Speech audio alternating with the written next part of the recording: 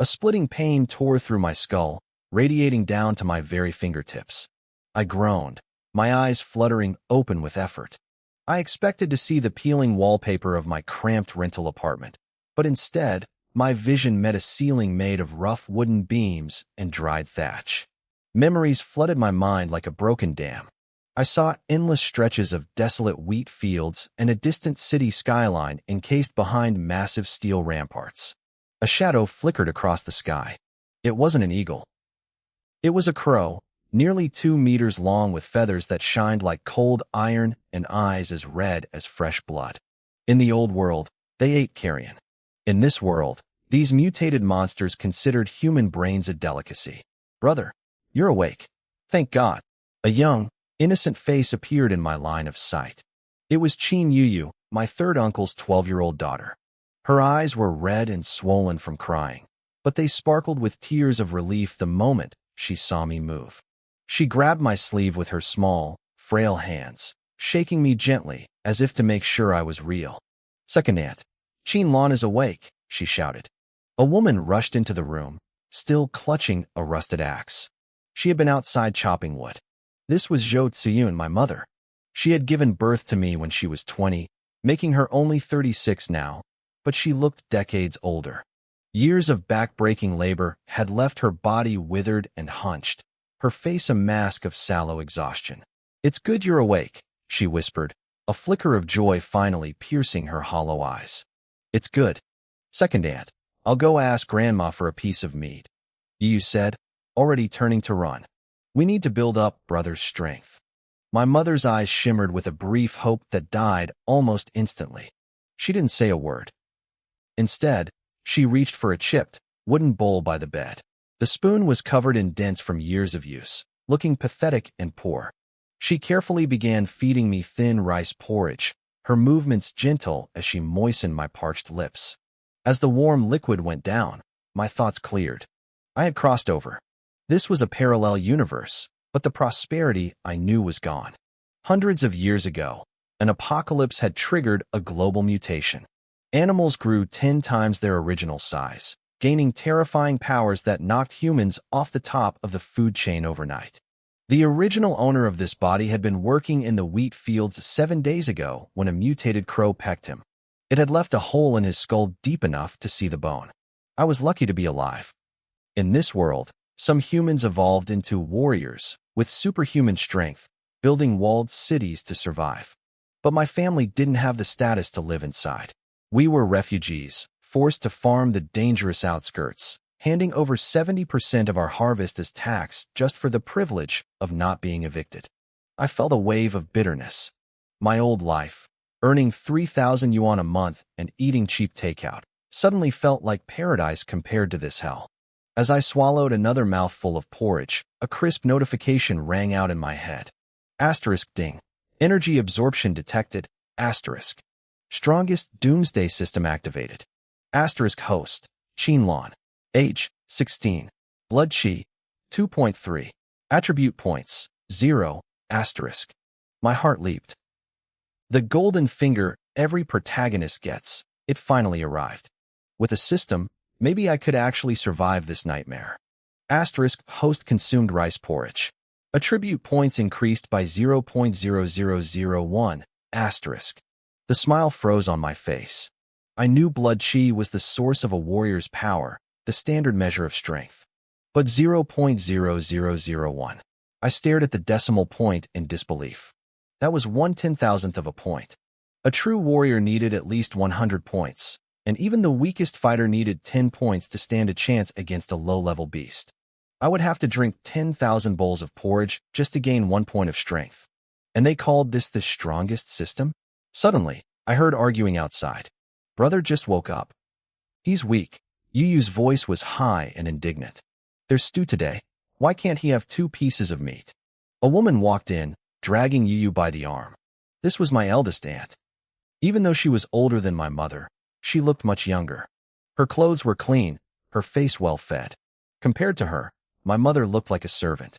My aunt looked at me lying in bed, and though she tried to hide it, I saw the flash of disgust in her eyes. Chinlon is fine, isn't he? A few days of rest, and he'll be back on his feet, she said dismissively.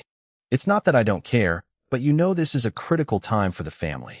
My mother stood there, looking timid and small. Usually, she wouldn't dare talk back, but seeing my pale face gave her a sudden burst of courage. Sister-in-law, you saw how badly he was hurt, my mother said, her voice raspy. People die from head wounds like that. Please, just one piece.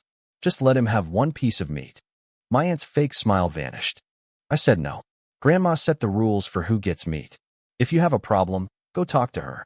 She turned on her heel and marched out, shouting over her shoulder. Dinner is served. Eat or don't. I don't care. My mother stared at the doorway, her face flushing with anger before her shoulders slumped in defeat. She wiped a stray tear from her eye and forced a smile for me. Lorna, stay in bed. I'll bring your food here. As she started to get up, I reached out and caught her hand. My eyes drifted toward the main house where the scent of stewed meat was wafting through the air. The system converted food into power, but rice porridge was useless. If I wanted to survive, if I wanted to increase my blood chi, I needed meat. The original Qin Lan had died from that crow attack.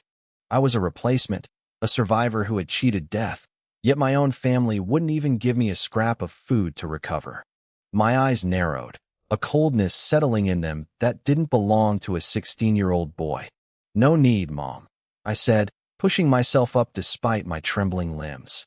I can walk to the table myself. I stood up and headed toward the main house. The Qin family compound was a cluster of thatched huts, with only the central building, where my grandmother lived, boasting a sturdy brick roof. The three brothers lived together, but the power rested entirely with the old matriarch. I walked toward the smell of the stew, determined to take what I needed. I entered the room and saw the head of our family, my grandmother, sitting at the low dining table. My aunt and the rest of the family were already seated. The spread was pitiful: 2 plates of wilted greens and a single dish of dark, salty pickles. Everyone had a bowl filled with a thick, grayish wheat porridge. As I sat down, I noticed gritty bits of dirt mixed into the grain. A memory hit me like a physical blow. In my past life, I'd seen pictures of this online. It was famine food, a desperate substitute that could barely be called nourishment. I felt a sudden, painful longing for a cheap $9 takeout meal from my old world. But my eyes were drawn to the center of the table. There, sitting among the bland vegetables, was a plate of roasted meat, glistening with fat and smelling divine. My stomach let out a loud, hollow growl. I wasn't usually the type to drool over a piece of food, but this body was starving. In fact, searching through my merged memories, I couldn't even remember the last time the original Qin Lan had tasted meat. Just as I settled in, my grandmother smiled warmly at my cousin, Qin Feng. She picked up several large pieces of meat and dropped them into his bowl. Eat up, Fenger, she said softly. There are only 3 months left. If you push yourself, you'll definitely get into the martial arts academy. Qin Feng was built like a bull. He stuffed a piece of meat into his mouth and grinned. Don't worry, Grandma. I did a test today. My blood chi is already at 9 points. If I keep eating meat, I'll definitely hit 10. In this world, schools weren't for academics. They were for forging warriors. To get into the academy, you had to reach 10 points of blood chi before the age of 18. Success meant the family would be exempt from taxes on their land, turning a life of starvation into one of comfort. If he became a true martial artist, he could even move the whole family into the safety of the city. That was why my aunt felt entitled to look down on everyone. I had always been sickly, and my third uncle only had a daughter. Since the family could only afford to support one student, the natural physical advantage of a male heir like Qin Feng made him the chosen one. In this wasteland, animals had mutated into fierce beasts. Their flesh was packed with energy that could strengthen a human's blood chi, but getting it was deadly work. Meat was more valuable than gold. Grandmother looked at me, her cloudy eyes filled with a flicker of guilt. She pushed half a plate of greens toward my bowl. Lorna, I know I've been biased, but the whole family is counting on your brother. Once he gets into the academy, I'll get more meat. I'll let you eat your fill then, okay? I stared at the greens and said nothing. My little sister, Qin Yuyu, looked at the meat and then at me, her eyes wide and pleading. Big brother Feng, she whispered, you've had so much meat. Can't you give second brother just a few pieces? I'll I'll trade you my candy. I still have half a piece left from my birthday. Chin Feng paused, his chopsticks hovering. He looked like he might actually do it, but my aunt suddenly slapped his hand away. Chin Yu, she barked, her face hardening. Did you not hear what Grandma said? Your brother is our only hope. If he doesn't make it, we're all dead. Yu lowered her head, her voice trembling. But Brother Feng has only gained 1 point in 2 years. I heard the adults say it gets harder the higher you go. There are only 3 months left. If he can't reach the target. Slam. My aunt slammed her bowl onto the table so hard the wood groaned. Are you cursing your brother now? She shrieked. The little girl flinched, shrinking back toward me. No, I didn't mean. You brat, my aunt continued, her voice reaching a fever pitch. If he doesn't get in, we stay outside the city walls forever. Look at Qinlan. He almost died from a bird attack. Do you want to end up like that? Her hysterical outburst silenced the room. My parents looked angry, but they didn't speak. Living outside the city meant risking your life every day against monsters. No one dared to challenge the woman whose son was their only ticket out. My aunt picked up her chopsticks again, looking triumphant. She knew her son was a long shot, but he was the only shot they had. She reached for the plate to give him more. Yu wiped a tear and whispered to me. It's okay, second brother. I'll give you my candy later. It won't hurt as much if you have something sweet. I gripped my chopsticks tight. Then, I suddenly grinned. Good sister. I won't take your candy for nothing. You give me candy, and I'll give you meat. Before anyone could react, my hand blurred. I stabbed a piece of dripping, fatty meat and dropped it right into Yu's bowl. The girl stared at it, frozen in shock. I didn't stop there. I grabbed another piece and put it in my mother's bowl. Mom, eat, I said firmly. My mother, Zhou Xiun, looked at me with wide eyes. I had never known a mother's love in my previous life. I was an orphan who worked himself to death. But here, this woman had stayed by my bed every night, working the fields by day and watching over me by night. I'll save some for Dad when he gets back from the mine, I said, my movements quick and decisive. And Grandma, you have some too. I kept moving until only 2 pieces were left on the plate. I swept both of them into my own bowl. The silence in the room was deafening. My aunt stared at the empty plate, her jaw dropping. Then, she exploded. She threw her chopsticks across the room and pointed a finger inches from my nose. Qinlan, are you deaf? Anyone who stops your brother from practicing is a curse on this family.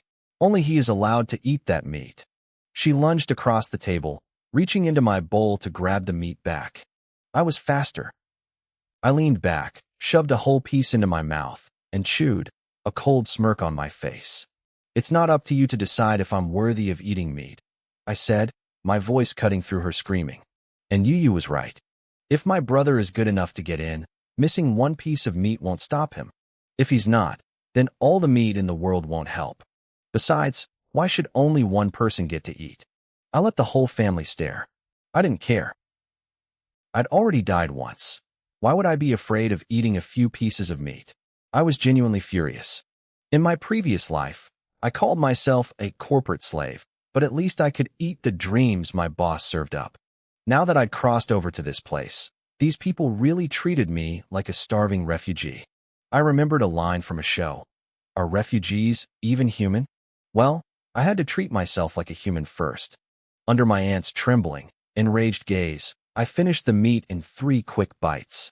I had to admit, the flesh of a mutated beast was much chewier and more delicious than normal meat.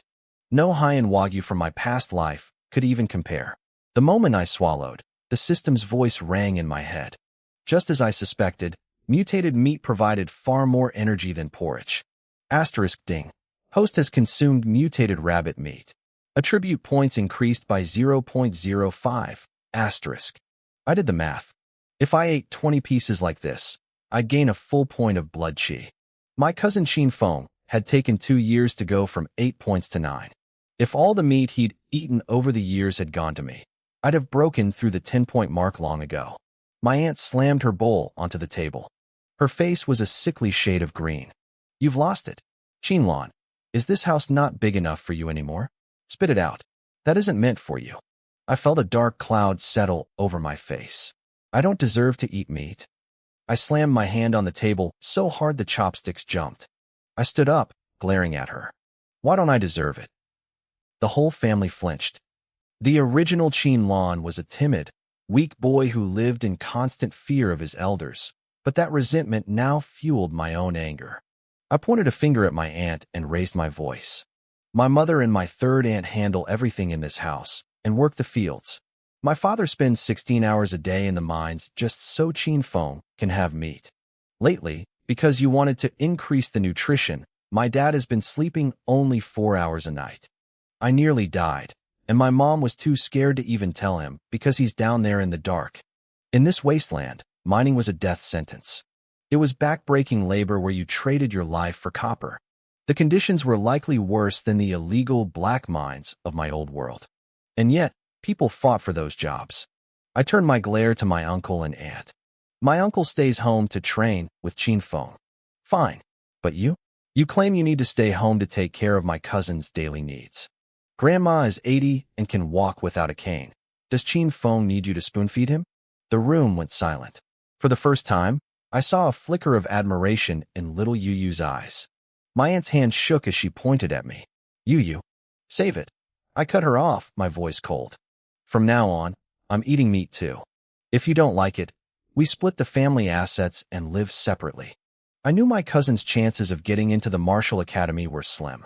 In this world, if you wanted to live like a human, you had to take control of your own fate. I could handle farming, but I refused to be a sacrificial lamb for a cousin who was clearly going nowhere. My aunt's expression shifted. She grabbed my grandmother's arm, her voice suddenly high-pitched and desperate. Mom, I can't handle him. He's stealing Fonger's meat and talking about splitting the family. He's trying to drive the Chin family to ruin. If Fonger doesn't make it into the academy, what will we do? Grandmother looked at the meat, then at me. She reached out and touched the scab on the back of my head. Her eyes held pity, but also a firm reprimand. Loner, I know you feel wronged, she said quietly. But this is the most critical time for your brother. Be a good boy and listen to me. Grandma, I started, but she cut me off. Listen, she looked around the messy table, her voice heavy with authority. Once your brother finishes his exams, the family will provide meat for you for 2 years. But until the exams are over, no one else is allowed to touch it. I watched as she tremblingly picked up the meat I'd given my mother and Yu Yu and placed it back in Chin Feng's bowl. I opened my mouth to protest, but then I just sighed.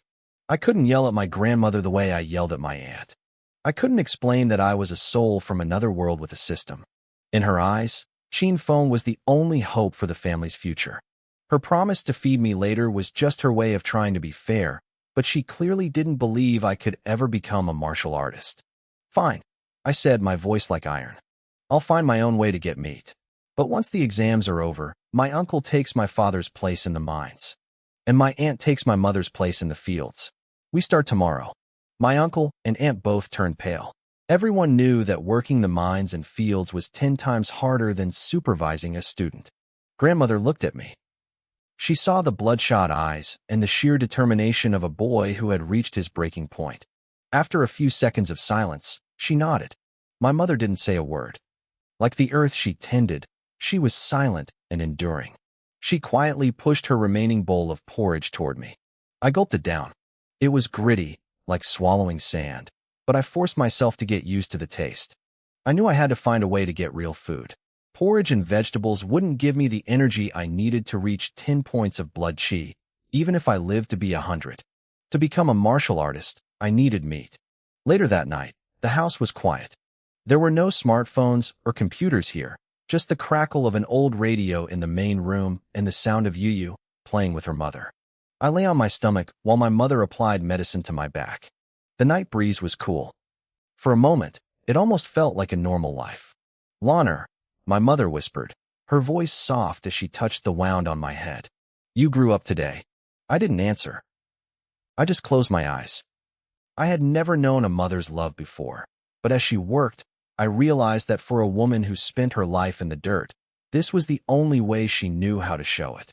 I made a silent vow. I wasn't just going to survive in this world. I was going to change it. If you asked Jo Younkie what motherly love was, she probably wouldn't have the words to explain it.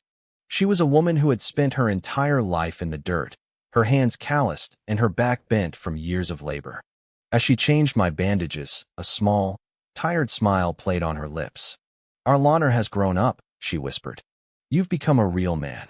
I buried my face into the hard wheat husk pillow, feeling the rough patches of fabric against my skin. I spoke softly, my voice muffled. "Mom, do you believe me? I'm going to become a martial artist. I'm going to take you and Dad to live in the city." To her, this was probably just the heat of the moment, a boy's bravado after a traumatic injury. But she didn't dismiss me. Instead, a genuine, weathered smile spread across her face. That night, sleep wouldn't come. I tossed and turned, staring at the dark ceiling. My old life was gone. I didn't have to worry about credit card bills or a receding hairline anymore. From tomorrow on, the only thing that mattered was survival. I woke up just as the first gray light of dawn touched the sky. This world seemed to breed hardy people, but my mother was already ahead of me. I could hear the rhythmic thud of an axe hitting wood out in the yard. I rubbed the sleep from my eyes. Whether it was the memories of the original Chin Lawn or my own reaction to the kindness she had shown me, I felt a deep urge to help. I walked outside and saw her wiping sweat from her brow. When she saw me, she stopped. "It's okay, Loner," she said, refusing to hand over the axe. "Your wound just closed. Go back and sleep a bit more." I didn't listen. I stepped forward and firmly took the heavy iron axe from her hands. I needed to get used to this life. Splitting wood looked simple, but it required technique. One wrong move, and I'd lose a toe. I rolled up my sleeves, planted my feet, and recalled the muscle memory of the previous Chin Lawn. I swung. The blade bit deep into the log, splitting it clean down the middle. Suddenly, a crisp notification rang out in my mind. Ding! Host performed one chop. Martial skill, cleaving proficiency +1. I froze. My mind raced. I knew about martial skills. They were the specialized moves martial artists use to unleash devastating power. But could simple wood chopping really be considered a martial skill? And what was this proficiency? In this world, the power of a skill depended on your level of comprehension. But if I could level up cleaving just by working, would I eventually be able to split mountains? My expression must have turned grim because my mother jumped in alarm, thinking my head wound had reopened. I quickly made an excuse about being a bit rusty, but I wouldn't let go of that axe. If chopping was a skill, it meant I had a real chance to hunt. I called out to the system in my mind, demanding an explanation. A screen appeared in my vision. Skill, cleaving. Rank, basic. Proficiency, entry level, 1%. Description, a seemingly simple movement that requires the waist to coordinate the strength of the entire body, exploding through the arms. I searched through my memories. True martial skills were usually kept under lock and key in academies. Without a teacher to guide the flow of your blood chi, practicing them blindly would just leave you crippled. But the system was bypassing that. It showed me the path, entry, proficient, mastery, and whatever lay beyond. A fire ignited in my chest. I knew there were mutated beasts in the wild. Grade 1 beasts were for true martial artists, but unranked beasts were the targets for students trying to break through. They were still deadly. The crow that had nearly pecked my brains out was an unranked beast. If it had been grade 1, my head would have exploded like a melon. But now I had a chance. I raised the axe again. This time, my movements were faster, more deliberate. Hunting was a death sentence for most, and I knew stories of even great martial artists being torn apart outside the city walls. But I also knew my family couldn't afford the meat I needed to grow strong. If I wanted to eat, I had to kill. I finished the woodpile in record time, racking up 56 points of proficiency. Once the wood was stacked, I went rummaging through the shed until I found it. A crude, handmade wooden bow. My plan was simple. Why fight a beast up close if I could kill it from a distance? If cleaving was a skill, then archery had to be one too. Breakfast was a bowl of porridge, even thinner than the night before. No meat, no greens, just a side of salty pickles. I finished quickly and ignored the cold glares from my aunt as I grabbed the bow and a small, sharpened piece of iron. We didn't have many iron arrows, and I couldn't afford to ruin the good ones during practice. I found some straight twigs near the kindling pile and spent the next hour carefully shaving them into points. I stepped out behind the house and found a large camphor tree. I picked up a piece of dry earth and drew a rough circle on the bark. I backed up about 10 meters. I didn't care about perfect form. I just relied on the fragments of memory I had. I notched the twig, raised the bough, and pulled. The resistance was massive. This bough had been used by the original Chinland's father for strength training. My arms began to shake before I was even at half draw. I took a shaky aim and let go. Thwack! The wooden arrow wobbled through the air and missed the tree entirely, flying nearly a meter wide of the mark. But then, the sound I was waiting for echoed in my head. Ding! Host performed one shot. Martial skill archery proficiency +1. I gripped the bow tight. It was possible. I checked the status. Skill archery. Rank basic. Proficiency entry level 1%. Description requires the union of heart, eye, and hand to explode in a single moment. I didn't get discouraged. I ran to fetch the stray arrow and did it again. And again. Out of the next few shots, only 2 actually hit the tree, and one of those just bounced off the bark. But I didn't stop. Every legendary marksman started with a single, clumsy shot. And I had a system that ensured I would never stop getting better. I started to get the hang of it. I figured out how to align my sight line so the arrows actually went where I wanted them to. But just as I was getting into a rhythm, a mocking voice drifted from behind me. Well, Lin Yuan, what do you think you're doing? I turned around. It was my eldest aunt. She was wearing rough work clothes and carrying a hoe, looking like she was ready to head to the fields, a chore she now had to do herself because of me. Just playing with a slingshot?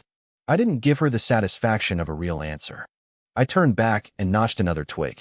She gritted her teeth, her voice dripping with sarcasm. Oh, I see. Meat yesterday, archery today. What's next? You planning to take revenge on the mutated beasts? I let the tension out of the bowstring. I wasn't stopping because of her, but because the other villagers were starting to head out for work. They all stopped, their eyes landing on me and my makeshift target. Little Yuan, what are you up to? One of them asked. Why'd you draw a circle on that tree? You're actually messing with a bough. Their faces were dark and weathered from years of sun and wind. They looked at me with pure confusion. My aunt didn't miss the chance to stir the pot. She raised her voice so everyone could hear. Listen to this. Our little Yuan is moving up in the world. He's going to master the bough and kill mutated beasts to bring us all meat. The villagers burst into laughter. Stop messing around, kid, Uncle Wong said, shaking his head. Look at those thin arms. You can barely pull that string. Leave the heavy lifting to your brother Lin Feng. If you've got energy to burn, go help in the fields. Yeah, Yuan, another called out. Wait until we're far away before you start shooting. I don't want a twig in my back. They were mostly joking, but the sting of ridicule was there. My third uncle and aunt walked past with their tools, heading for the fields too. Even my grandmother tottered out of the house, looking shocked by the scene. Yuan, what is all this? She asked, her voice trembling. My eldest aunt smirked. Mom, he's practicing to be a hunter, but he doesn't even know what a real bow looks like. He thinks it's a toy. Grandmother walked over and placed a calloused hand on the back of my head, feeling the scab from my injury. She looked at me with deep worry. She clearly thought I'd lost my mind after my brush with death. She was terrified I was going to do something reckless. Grandma, I'm fine, I said, trying to sound calm. I'm just practicing. If I ever run into danger again, I want to be able to defend myself. It was a lie, but it quieted her down. She didn't believe I could do it, but she didn't laugh either. She was just scared for me.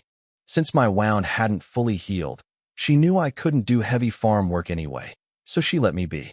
The villagers eventually moved on, whispering and chuckling to themselves like they'd just seen a good comedy act. Before my aunt left, she rolled her eyes at me. You can't even hit the tree from this close. What a waste of time. I ignored her. Once they were gone, I went back to work. Asterisk thwack. Thwack. Asterisk. The wooden arrows began to fly straighter. The bark on the tree started to fill with small punctures. I watched the villagers working in the distance and felt a surge of heat in my chest. Keep laughing, I thought. In a few days, when I put an arrow through a beast's eye, we'll see who's laughing. Asterisk ding. Host performed one shot. Archery proficiency +1. Asterisk. Asterisk skill, archery. Rank, basic. Proficiency, entry level, 32 100ths. Asterisk. Maybe I was finding a rhythm. Or maybe the system was turning me into a martial arts genius. In less than an hour, I was hitting the target every time. I even landed 2 right in the center. The only problem was the bow. The draw weight was so heavy it made my arms shake.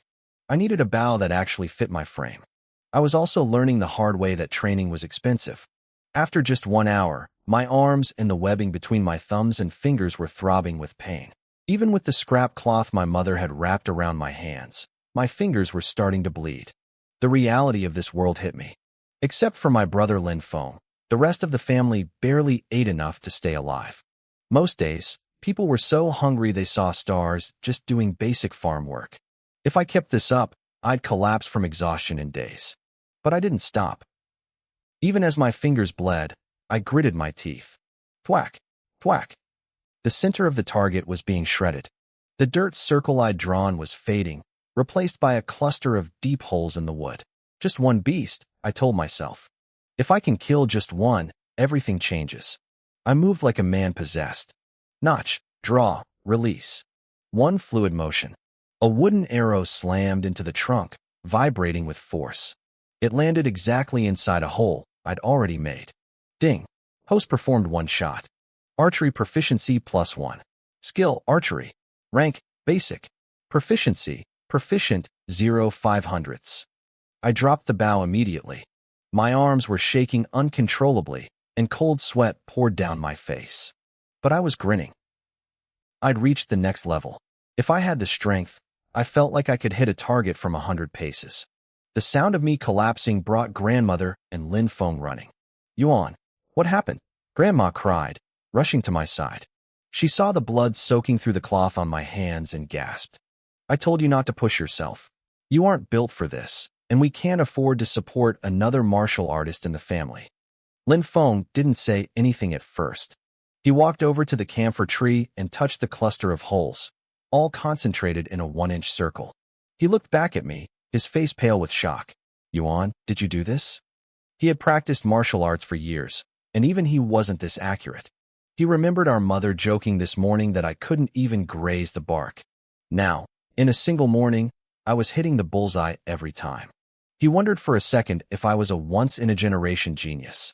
But he shook his head. Archery was just one part of combat. Without strength, I'd only be scratching the skin of a mutated beast. I caught my breath and stood up, dusting off my pants. I saw the look in his eyes.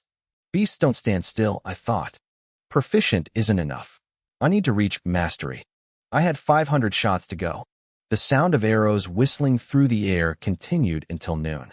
By the time I sat down for lunch, my fingers were so sore I could barely hold my chopsticks. My mother, Zhou Yunqi, watched me with a mix of pity and confusion. She probably thought I was just traumatized from the attack and trying to cope. Lunch was a coarse grain cake. It was a mix of bitter clay and crushed grass roots. In the slums outside the city, food was defined as anything that didn't kill you immediately. For our family, this was a luxury compared to the watery porridge we usually had. My eldest aunt watched me struggle to eat with my mangled fingers and sneered. So, how's the training, Hunter? When do we get our feast? I didn't look at her. I just turned to my third uncle. Uncle, can you help me make a better bow? One that fits my grip. I felt like I was living in 2 different worlds. Just a few days ago, I was cooped up in a rented room, staring at a computer screen. If I wanted dinner, I just tapped my phone a few times and it showed up at my door.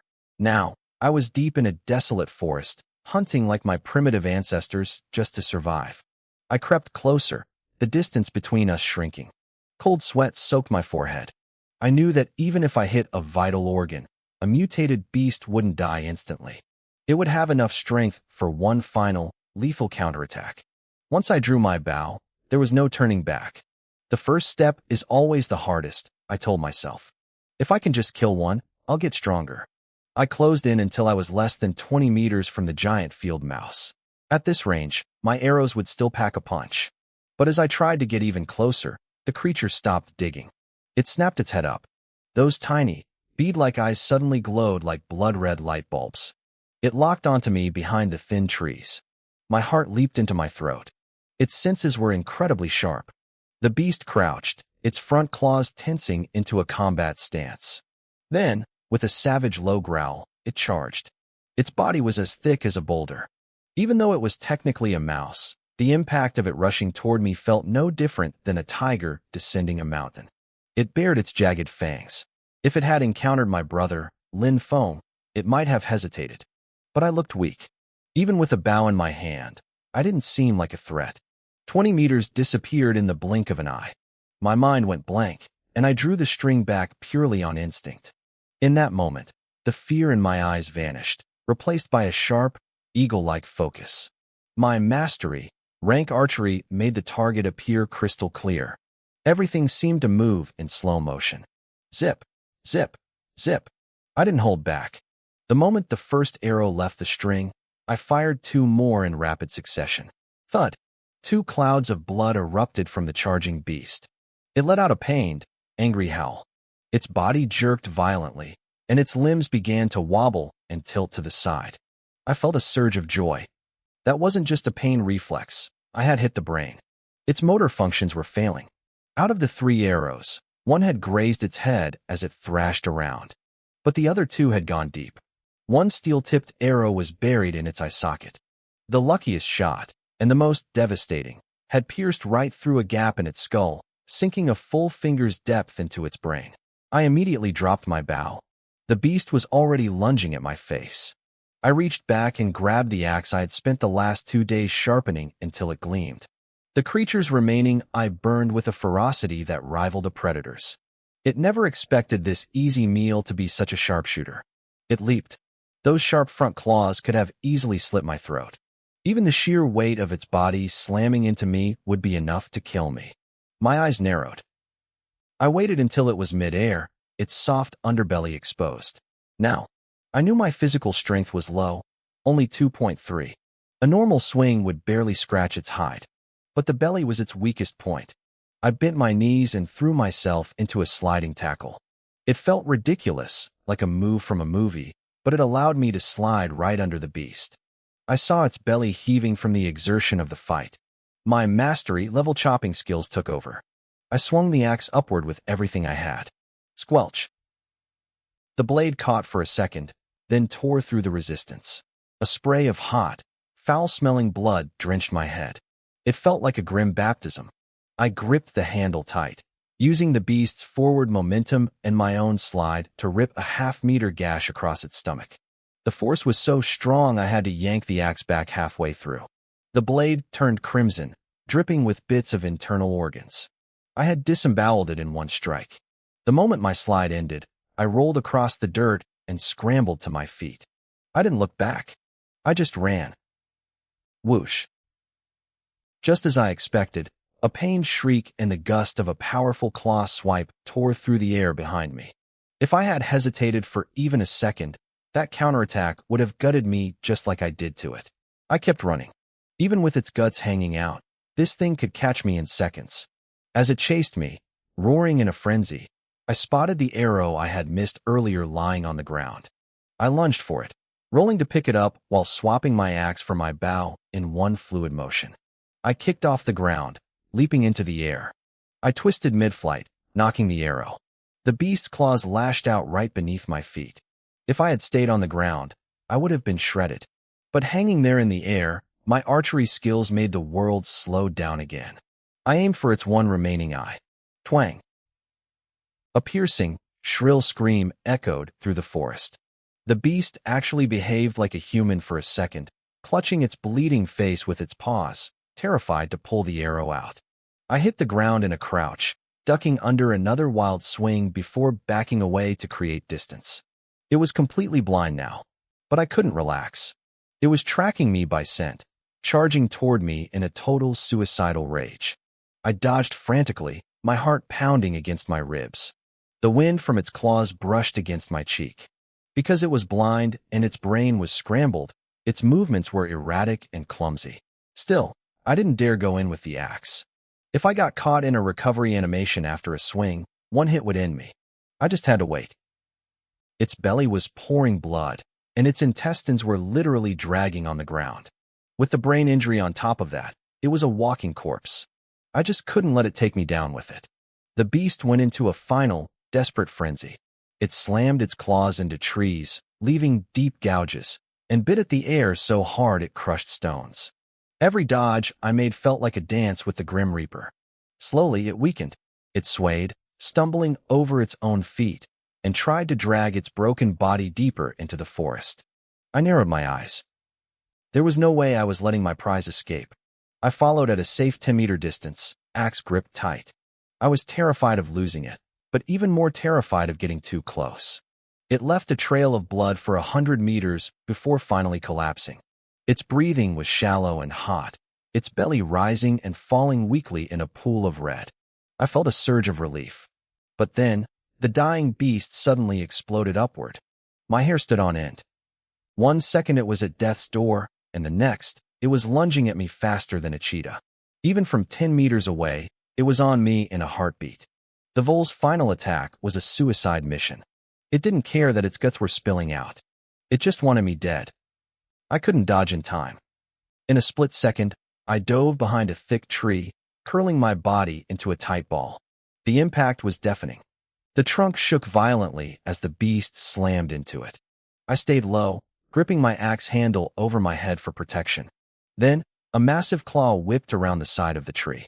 It struck my axe with the force of a speeding truck. The weapon flew out of my hands. The friction tore the skin right off my palm, leaving my hand a bloody mess. I didn't stop to think.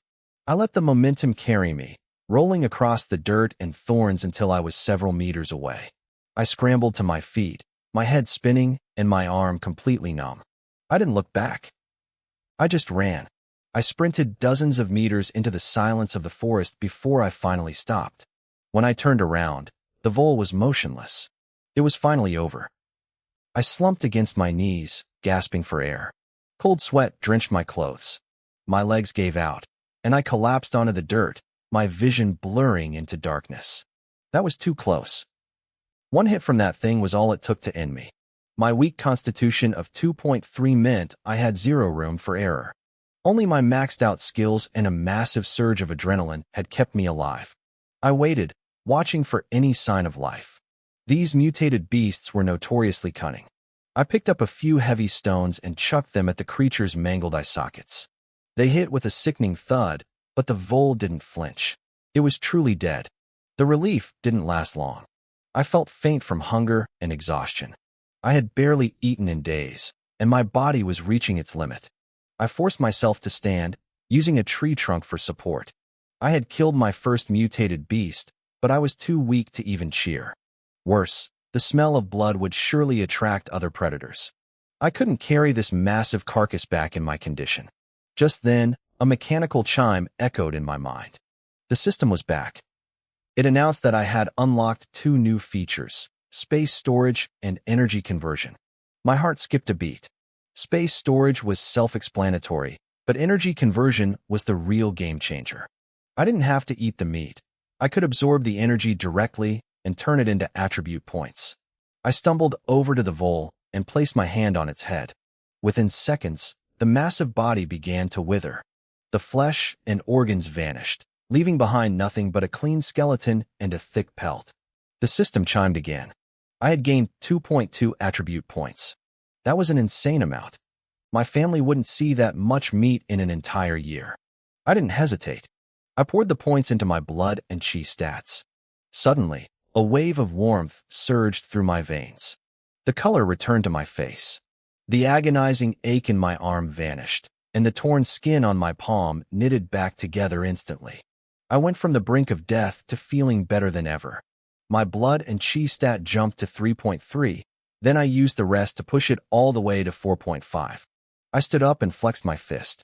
I wasn't a hulking giant, but I could feel the raw power humming under his skin. I wasn't the weakling who could be killed by a single swipe anymore. I picked up my bow and pulled the string. It felt light, almost effortless. Now, I could kill these things from a distance before they even smelled me. I didn't leave the remains behind. The bones could be crafted into arrows sharper than iron, and the pelt was worth a fortune to refugees who used them for armor. I tucked everything into my new system space with a thought. It was so much easier than hauling a bloody carcass through a monster-infested forest.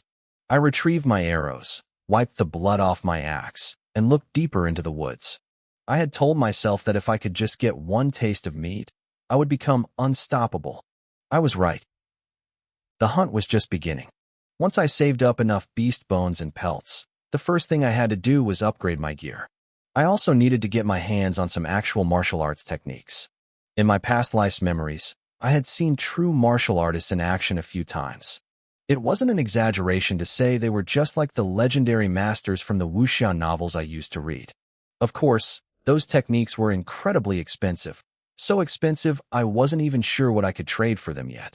But I knew that as long as I kept hunting, the rewards would come. As I trekked through the woods, I didn't let my guard down just because my blood and chi had improved. If anything, that field rat's desperate final struggle had taught me a valuable lesson. I stayed alert. Eventually, I spotted my second target near a dense thicket. It was a massive gray rabbit, nearly the size of a grizzly bear. Its fur was matted with dried blood.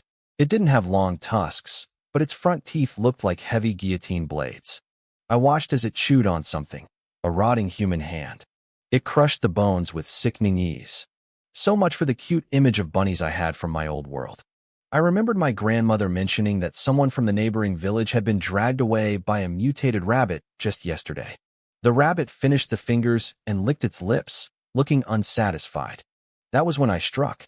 2 arrows whistled through the air like lightning. Most archers would miss a vital spot because animals have such sharp instincts, but I had reached mastery. The arrows pierced both of its red eyes simultaneously. The rabbit shrieked in agony, rolling and thrashing on the ground. I didn't stop. I kept firing cold arrows as the blinded creature stumbled around, trying to flee. My face darkened.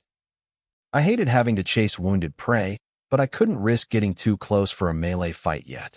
Even with my boosted stats, a cornered beast was dangerous. I pulled my axe from my belt and followed at a safe distance. The arrows had damaged its brain, causing its hind legs to give out and its body to twitch violently. Finally, I found an opening and finished it with the axe. 10 minutes later, I collapsed onto the ground, gasping for air. Nearby, the rabbit lay still, blood pumping out of its wounds like a broken faucet. Once I was sure it was dead, I dragged myself over and placed my hand on its carcass. The system chimed. I absorbed the essence, gaining 2.3 attribute points. My blood and chi rose to 5.3, leaving me with 1.55 points in reserve. Gradually, my breathing steadied and my strength returned. I realized I needed to keep some points as a backup. If I hadn't blinded that rabbit, I never would have been able to keep up with it. Having extra points meant I could instantly recover my stamina in a pinch. I packed the pelt and bones into my system space and decided to call it a morning. Lunch was the same old coarse cake mixed with tree roots and sand, but I was getting used to the grit. With my improved chi, I wouldn't even feel hungry for another day or two. I looked at my cousin, Lin Feng, and his lean, muscular frame. I felt a twinge of envy. If I had his chi level of 9, today's hunt would have been a breeze. Still, I was catching up. If I could bag 2 more beasts this afternoon, I'd be right there with him.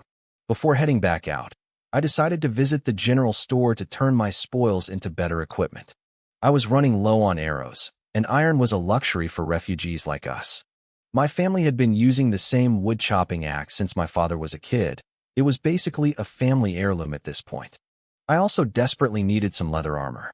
Even if I wasn't at risk of being killed instantly anymore, a serious wound would ruin my ability to hunt. I needed to protect my neck and heart. I found an old urea bag and some straw rope at home. Just like iron, these industrial leftovers were scavenged from a trash dump outside the city. My grandmother spent her days there, fighting other seniors for scraps. She was always so proud when she brought something home, boasting that no one dared to rob her because of her 3 grandsons. I remembered how happy little Meow Meow had been when Grandma gave her a patched-up cotton coat for her birthday. I gripped the bag tight. I knew a shop nearby that traded in beast parts. The dirt road was bumpy and barren. Even the grass roots had been dug up and eaten by starving refugees. Once I was sure no one was watching, I pulled the pelts and skeletons out of my system space and put them in the bag. The shop was a rickety wooden shack with a hand-painted sign. It wasn't busy. Most people out here were too malnourished to even look at a mutated beast, let alone kill one. Even for someone like Lin Feng, Hunting a field rat was a major challenge. They were fast, clever, and tough. The only way most refugees survived was by farming or working in the dangerous mines. The shop owner was a burly man with a chi level over 10, his skin dark and his arms covered in jagged scars. Standing next to him was a lean, wiry man with a long knife at his waist. He had a nasty scar across his face where a chunk of flesh had been ripped away. "Whoa, little brother," the lean man said, eyeing the bag I emptied onto the floor. "That's quite the haul. Where'd you get these?" "2 complete pelts and 2 sets of bones." I had my story ready. "My family caught them. They're recovering from the fight, so they sent me to sell them." The lean man tilted his head, studying me. "Whose kid are you? I don't know anyone around here with the skills to pull this off." I stared back at him, my voice flat and steady. "Are we doing business, or are you just interrogating me? Do you want to buy them or not?" I paused, then added, "My family told me exactly what these are worth before I left. Let's not waste time." The burly owner looked at me with surprise. In this world, people begged for a chance to work the mines. A shop like this only stayed open if the owner had the muscle to back it up. Most farmers would be trembling or bowing in his presence. Yet here I was, a 15-year-old kid, talking business without a hint of fear.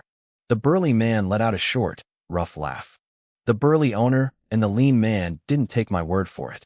They started inspecting the goods immediately. The lean man ran his fingers over the bones, checking for cracks or signs of rot. He seemed impressed. He muttered something about how clean the meat had been scraped off. Then, the owner flipped the pelts over, studying the entry wounds. He saw how clean the kills were. He looked at me again, but this time, his eyes held a flicker of respect. He knew the person who had taken these down was no amateur. "The quality is good," the owner said, his voice much friendlier. "Very good. Judging by these marks, whoever you're working for is a real professional. So, little brother, do you want to trade for grain or meat?" In this wasteland, coins were useless outside the city walls. Grain was the only currency that mattered. It was life itself. "I want grain, but I need something else first," I said. I pointed to a stack of bone arrows sitting on a shelf. "Give me 20 of those." The owner froze. He looked at me like I'd grown a second head. 20? Are you sure? Does your family even know how to use a bow?" I understood his shock. In a world where resources were scarce, iron was a luxury, and even bone arrows were expensive. They were consumables. Once you shot them, they were usually gone or broken. Most people preferred to fight hand-to-hand because their aim was terrible. Buying 20 arrows at once was a massive statement. It meant the shooter was confident enough to hit a beast in the eye or the throat from a distance. The lean man's expression turned complicated. He had probably tried to be an archer himself and failed. It took more than just a steady hand to face a mutated beast without flinching. You had to track its movements and predict its lunges while your heart was hammering against your ribs. I didn't say a word. I let them think whatever they wanted. "Trade the rest for grain," I told them. The owner did some quick math in his head. He seemed to be weighing my value. "Since these pelts are so clean, I'll give you 50 pounds of grain. It's a fair deal." I didn't haggle. My eyes drifted to a stack of flatbreads on a nearby table. They were white flour cakes, dried out so they wouldn't spoil. I could see the dark, glistening spots where they had been fried in real oil. My stomach growled. I hadn't realized how long it had been since I'd smelled real food. "I want 3 of those cakes," I said, pointing. The owner raised an eyebrow. "Those aren't cheap, kid. A single cake is worth a full pound of grain. These are made with pure flour and oil. Most people out here don't eat like this once a year." "Trade them," I replied. He shrugged, assuming they were for the master I had invented. He packed the grain and the cakes into a bag and handed them over. "Come back next time you have a haul, little brother. You know I give a square deal." I slung the heavy bag over my shoulder and headed home. As soon as I pushed the door open, the sharp, nagging voice of my eldest aunt hit me. She was in the main room, lecturing my mother. "Joe Yunky, you need to speak to that boy. He's been recovering 4 days. And now he spent the whole morning running around like a headless chicken instead of working the fields. He's getting lazy. If he doesn't start earning his keep, he doesn't get to eat." My mother just stood there, her head bowed. She didn't have the strength to argue. In her mind, she probably agreed. In this village, if you weren't working, You were a burden. I walked straight into the room and dropped the bag. Thud. The cheap fabric split slightly, and golden sorghum spilled out onto the floor. The room went silent. Everyone stared at the grain like it was a pile of gold. My grandmother's eyes went wide. Then, her face twisted into a look of pure severity. Lin Yuan, she whispered, her voice trembling.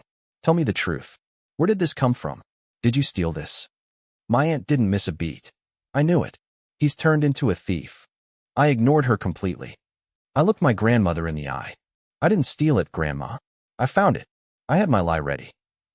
I told them I had wandered near the edge of the wild forest and seen a group of professional hunters from the city. I claimed I followed them from a distance and scavenged the parts they threw away, damaged pelts and cracked bones they didn't want to carry. The family sat there in stunned silence. My mother, Zhou Yunqi, suddenly lunged forward and grabbed my arms. She started checking me for scratches or bite marks, her face pale with terror. The wild forest? She cried. Are you insane? People die just standing near the tree line. Why would you go there? If something happened to you, how could I ever face your father? Her eyes turned bloodshot, and tears began to well up. She had almost lost me once to a mutated crow, and the thought of me heading back into the woods was more than she could take. I looked at her red eyes and felt a pang of guilt, but I knew I couldn't stop. This grain was just the beginning. I looked down at the floor, keeping my voice low and steady. I'm sorry, Mom. I just wanted everyone to have a full stomach for once. I didn't dare tell them the truth. In that moment, I realized something important. My mother didn't care about being hungry. She only cared about whether I was safe. My grandmother's expression was a complicated mess of emotions. She looked at me for a long time before asking, Lian, is this what you've been planning for the last few days? I nodded. Suddenly, everything made sense to them. Why I had been practicing with the bow, why I was carrying an axe, and why I kept heading toward the woods. Even though they thought my amateur skills wouldn't stand a chance against a real mutated beast, my story about the city hunters felt plausible. To them, only powerful people from the city could afford to throw away scraps, like damaged hides or extra grain. In this world, even a scrap of leather the size of a palm could be traded for enough food to last a person 2 or 3 days. Lian, you've got some serious nerve, my third uncle whispered, half impressed and half terrified. Not just guts, but a smart head on your shoulders, too. But Grandma wasn't celebrating. She rubbed my head, her eyes filled with guilt and heartache. Lian, we're keeping this grain for you, but you are never to go back there. Do you hear me? Never. She turned and shot a sharp glare at my eldest aunt. The message was clear. This grain was bought with my life. Anyone who tried to steal a bite from me would be eating my flesh and drinking my blood. I felt a wave of warmth in my chest. I reached into my shirt and pulled out a small package wrapped in oil paper. Grandma, grain is meant to be eaten. And look, the trader had these, too. You and Mom have to try one. I unwrapped the paper. Inside were white flour cakes, golden brown and glistening with oil. The room went dead silent again. Everyone's eyes were glued to them. White flour. It had been years since any of us had even seen it. We saw meat occasionally when Lin Feng brought some home, but white flour, that was a luxury beyond our wildest dreams. Most days, we survived on goddess soil, mixed with tree bark, roots, and husks, watered down into a thin soup just to trick our stomachs into feeling full. My little sister, Lin Yuyu, started drooling. To her, those round cakes looked more beautiful than the moon. Even Grandma's stomach let out a loud growl, but she pulled her hand back like the cakes were made of fire. Lian, why would you buy these? She scolded, her voice trembling. 1 pound of white flour can be traded for 10 pounds of coarse grain. Have you forgotten? My mother, Zhou Yunqi, bit her lip and looked away. She didn't look hungry. She looked ashamed, like white flour was something people like us didn't deserve to touch. Nobody reached for them. My mother even had a fleeting, selfish thought. Why didn't this boy just eat them himself while he was out? I tried to hand a piece to Yuyu, but the little girl shook her head, fighting back her hunger. Second brother, you should trade it back for more coarse grain. Trade it for what? I snapped, my voice firm. White flour, coarse grain, it's all food. Food is meant to be eaten. We all work hard. Why don't we deserve a piece of white bread? My eldest aunt, who had been reaching out with a greedy smile, froze when she heard that. I didn't give her a chance to speak. I shoved a piece into Yu's hand. You were brave enough to eat meat earlier. Why are you scared of a flour cake? Eat. The cake seemed stuck to Yu's hand. She trembled, trying to give it back. You eat first, brother. I forced a cocky grin. Silly girl. I already ate until I was stuffed out there. Why do you think I brought these back? It was technically true. I had absorbed the energy of the mutated beast's flesh. Yu finally took a bite, but she immediately broke the cake in half and tried to give the larger piece back to me. I only need this much. She didn't just know the value of the flour. She simply couldn't imagine a world where someone was actually full. I laughed, though it felt a bit heavy. I'm telling you, I'm stuffed. Even Aunt believes me, right? I didn't wait for a response. I split the rest and handed pieces to my third uncle and his wife. Lien, we can't take this, Uncle stammered. You went into the forest. You're the one who's starving. I thought that once Yu started eating, the rest would follow, but Grandma tried to force her piece back into my hand. She had a surprising amount of strength for her age. Lien, I've lived long enough. It doesn't matter what I eat. You're still growing. She was the same way with the meat I gave her a few nights ago. She had secretly passed it to Lin Feng. I wasn't letting her do it this time. Grandma, my stomach is like a drum. If you hit it, it'll ring. It's not water in there, it's food. After a long back and forth, I finally managed to break the cakes into small bits and stuff them into Grandma's and Mom's mouths. Grandma didn't say another word. She just chewed slowly, tears streaming down her face. Yu, is it good? I asked. The little girl grinned, her white teeth covered in crumbs. So good, brother. It's so fragrant. I popped a tiny crumb into my own mouth. It was slightly salty. Traders added salt to help laborers retain water and work longer. To me, it was just a salty cracker, but to my family, it was the taste of heaven. For the first time in forever, the Lin family was actually full. Yu started hiccuping from eating too fast, but she couldn't stop smiling. Second brother, you and second uncle are the pillars of this house. She was right.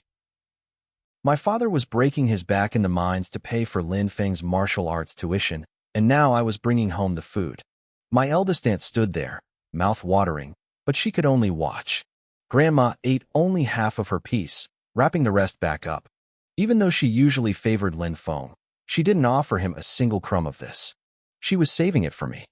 Auntie wiped her mouth and forced a fake, sugary smile. Our Lien is so capable. With all this grain, let's not make soup tonight. Let's have a full pot of sorghum rice.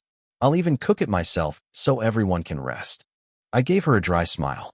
Auntie, if you want sorghum rice, there's plenty of land outside. Go plant some. Her smile froze. Lien, don't be like that. We're family. Just tell me, where exactly did you find this? The forest is dangerous. Next time, you should let your brother Feng go instead. I let out a cold laugh. If I told you, would you buy me white flour cakes? You wouldn't even give me a bowl of rice. And besides, if I told you the spot, would you actually dare to let your precious son go there? In that moment, I felt a surge of pure satisfaction. In my past life, I was a corporate slave who had to say received to every stupid request from a boss. Not anymore. Lin Feng got to play the martial artist while my parents did all the dirty work. Not anymore. From now on, I was the one who hunted. I was the one who provided. And in this house, I didn't have to answer to anyone. Mom, I said, ignoring my aunt entirely. Let's eat. My eldest aunt realized she wasn't getting any information out of me, and her face soured instantly. She rolled her eyes and scoffed. Look at those skinny arms and legs. You think you're a hunter? My Feng is 10 times stronger than you. When he becomes a martial artist, he'll bring home real meat every day, not just scavenged scraps. Don't come begging him for a place to stay when he moves to the city. I almost laughed. If I kept hunting like this, I'd reach 10 blood points before Lin Feng even qualified for the academy. Night fell. In the village, doors were locked tight and windows barred. Outside, the forest was a dark abyss under the moonlight. The trees swayed like ghosts, and the air carried the bone-chilling screams of mutated beasts. From here, the lights of the city looked like tiny, flickering fireflies against an endless black sea. I lay on my hard wooden bed, staring at the ceiling. Filling my family's bellies was just the start. To really escape this hell, I had to get into the martial academy. I couldn't just reveal my strength all at once, though. A weak kid suddenly hitting 10 blood points would raise too many questions. I needed a plan. The next morning, my little sister, Lin Yu, stared at her bowl of sorghum porridge. Her eyes went wide. "Mom, why isn't there any bran or grassroots in this? It's so thick." She looked like she thought she was still dreaming. Usually, a whole day's worth of food wouldn't equal this one bowl. My mother, Jo Yunki, looked pained. She had tried to cook the usual grit, but I had stepped in. I grabbed handfuls of pure sorghum and tossed them into the pot. When she tried to add clay and grassroots to stretch it out, I stopped her. I stood guard in the kitchen until it was done. Grandma looked at her bowl with mixed emotions. "Yuan, I know you mean well, but we can't live like this. This bag won't last a few days if we eat it all now." She sighed, looking at my mother. "Yunki, go back to the old way tomorrow. Save the rest of that grain for a real emergency." I watched them take tiny, careful sips, treating the grain like liquid gold. I wanted to tell them there would be more, but I stayed quiet. I just needed to prove it. I told them I was going for a walk. Grandma didn't want me to go, but I promised I'd only stay near the martial artists. The moment I was out of sight, I bolted. I plunged back into the dark woods. My new arrows, tipped with sharpened beast bone, felt solid in my hand. They were just as lethal as iron. My first target was a mutated toad. It was huge, about a meter long, with pustules the size of fists covering its back. Its belly swelled with every guttural croak. Before the mutation, these things ate bugs. Now, their tongues could snap a man's neck and swallow him whole. I fired 2 arrows in rapid succession. One hit its bulging, bulbous eye. The creature let out a scream of rage and pain. But something was wrong. I was at the great success level of archery. I shouldn't have missed the second shot. I watched in horror as the toad's tongue lashed out like a whip, snatching my second arrow midair. Its reaction time was insane. I turned and sprinted. The toad hopped after me, its back swelling. Toxic slime sprayed from its pustules, sizzling against the trees. Just a drop of that stuff could kill a grown man. It leaped, clearing meters in a single bound. I couldn't outrun it. I spun around and fired again. The tongue flicked out, batting the arrow away effortlessly. It was getting closer. If it got within range, I was dead. My blood points were only at 5.3. I was no match for this monster in a fair fight. I heard the wet slap of its tongue behind me, reaching for my heels. I took a deep breath. I jumped, twisting my body in midair. I fired 3 arrows at once. The first arrow was a decoy. The tongue lashed out to grab it, but the second arrow was right behind it, pinning the tongue to the ground before the mouth could close. The third arrow buried itself deep into its remaining eye. Yellow-brown fluid exploded from the socket. I didn't stop. I used the trees for cover, circling the beast. I stayed out of the splash zone for its poison. Every time it exposed its soft belly, I sent an arrow home. When I couldn't hit a vital, I shot at its legs to slow it down. After a few tense minutes, the toad finally collapsed, its body twitching in the dirt. I stood there, chest heaving, looking at the scorched, corroded bark of the trees nearby. I had been careless. I thought because it was just a frog, it would be as easy as the rabbits. I was wrong. This thing was a death trap for anyone who wasn't a full martial artist. Then, I looked at the unburst poison sacs on its back. An idea struck me.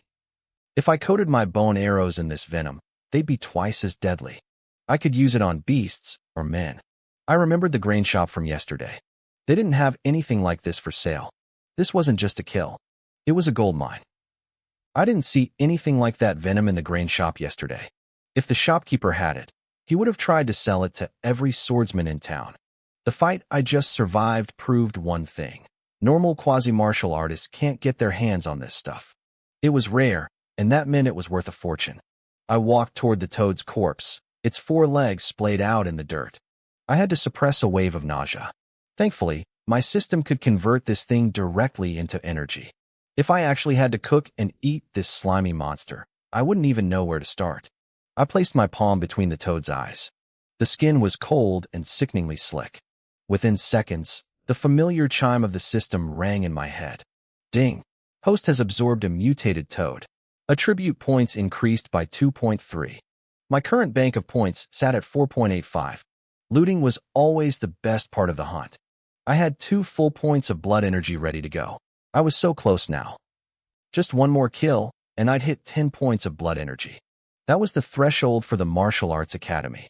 That was the mark of a true quasi-martial artist. I didn't hesitate. I converted 2 points into blood energy immediately. A surge of power, hot and familiar, rushed through my veins. My blood energy rose to 7.3. I clenched my fists. I could feel it. My strength had jumped by about 20 kilograms. From what I'd heard, every point of blood energy added roughly 10 kilos of raw power. A true martial artist needed 100 points. That meant when they punched, they hit with a full ton of force. But it wasn't just about strength. My skin felt tougher, my reflexes sharper, and my vision clearer. If I'd stayed at my old level, that toad would have caught me for sure. Plus, more strength meant I could pull a heavier bow, shooting further and staying safer. The toad was gone, leaving behind nothing but a shriveled, dry skin. I avoided the poison pustules and stored the skin and bones into my system's storage space.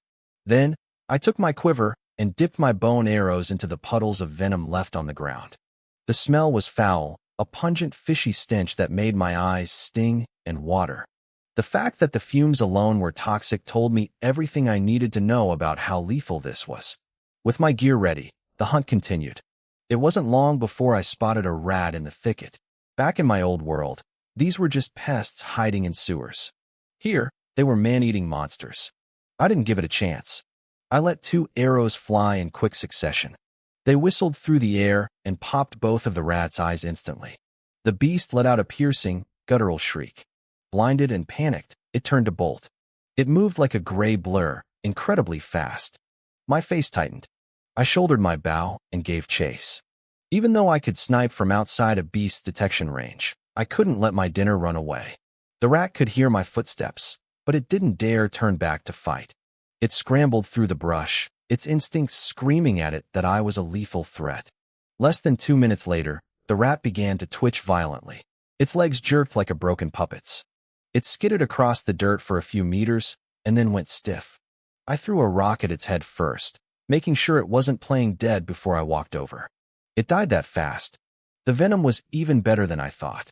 Even though I was stronger now, the arrows lost power over long distances. They shouldn't have been able to scramble its brain that quickly. The toxin must have seeped directly into its skull. I grinned, placing my hand on the rat's head. 10 points. Here I come. Ding. Host has absorbed a mutated rat. Attribute points increased by 2.2. My blood energy was at 7.3, and I had over 4 points in the bank. I had changed so much in just a few days. I wasn't just physically stronger. The brutality of this world had forged a new calm in my mind. System, add points. Ding. Current blood energy, 10.3. A massive wave of heat crashed through my body.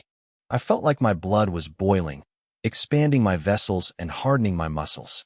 Under my thin, ragged clothes, I now carried the power to punch with hundreds of kilograms of force. I was officially a quasi-martial artist.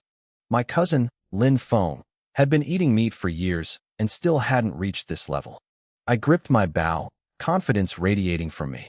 If a beast got close now, I wouldn't have to run. I had the strength to fight back, and with my mastery of archery, my arrows would hit like small cannons, capable of shattering bone on impact. I was riding a wave of pure joy until the system's cold voice spoke again. Ding. Host's blood energy has exceeded 10 points. From this point forward, 10 attribute points are required to increase blood energy by 1 point. I froze. My smile vanished. How many? I was stunned. 10 points for 1. I had spent days hunting just to scrape together 9 points total. The difficulty had just spiked by 10 times. I tried to convert my last remaining point just to check, but the system blocked it. I wanted to curse, but I forced myself to calm down. Everyone else faced diminishing returns too. Take Lin Feng. He ate meat constantly, but he wasn't a martial artist yet because his body couldn't convert all that food into energy efficiently. He'd been stuck just below 10 points for a long time. At least my system gave me a guaranteed path, even if it was harder now. But there was one thing that worried me more than the cost. I looked at the interface and asked, System, what happens next? System, what happens next? I asked, my voice tight. When I reach 20 points of blood energy, does the ratio increase to 20-1? Does it just keep scaling like that? Ding. The next threshold for a ratio increase will be when the host's blood energy breaks 100 points. I let out a long breath. The weight on my chest lifted instantly. Compared to everyone else, my advantage was still massive. I wasn't going to complain about a little extra work. With 10 points of blood energy flowing through me, my hunting efficiency skyrocketed. I spent the next few hours prowling the dense woods, bagging 3 more mutated beasts. One mutated rabbit tried to bolt, but I didn't give it a chance. I let an arrow fly, and it pierced right through its eye socket. The beast collapsed before it could even squeal. When I retrieved the arrow, the tip was buried 4 inches deep into its skull. I had literally pulverized its brain with a single shot. By noon, I had 5 kills under my belt. Most of my time had been spent tracking prey or staying hidden from the truly dangerous monsters I wasn't ready for yet. Among the refugees outside the city, there wasn't a single person who could match this pace. When I got home, lunch was ready, but the sight of it made my stomach drop. The sorghum rice was gone. Back on the table were the usual bowls of dried husks, tree bark, and bitter wild weeds. My mother, Jo Yunki, looked away, her eyes filled with a quiet, helpless shame. I didn't say a word. I just sat down and swallowed the scratchy bark. A single bag of grain couldn't change the fate of the Lin family overnight. I prepared to head out again for the afternoon. Just as I reached the door, my grandmother pulled me aside. She reached into her tunic and pulled out a large piece of white flour flatbread left over from the day before. "Loner, you eat this," she whispered, pressing it into my hand. A woman my age is satisfied just knowing what white flour tastes like. The bread tasted incredibly salty as I chewed.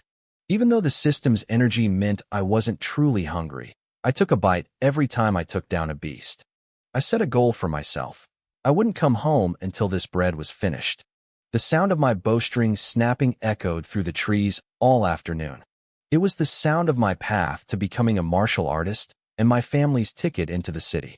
By the time I swallowed the last bite of bread, I had taken down 8 more beasts. 13 kills in a single day.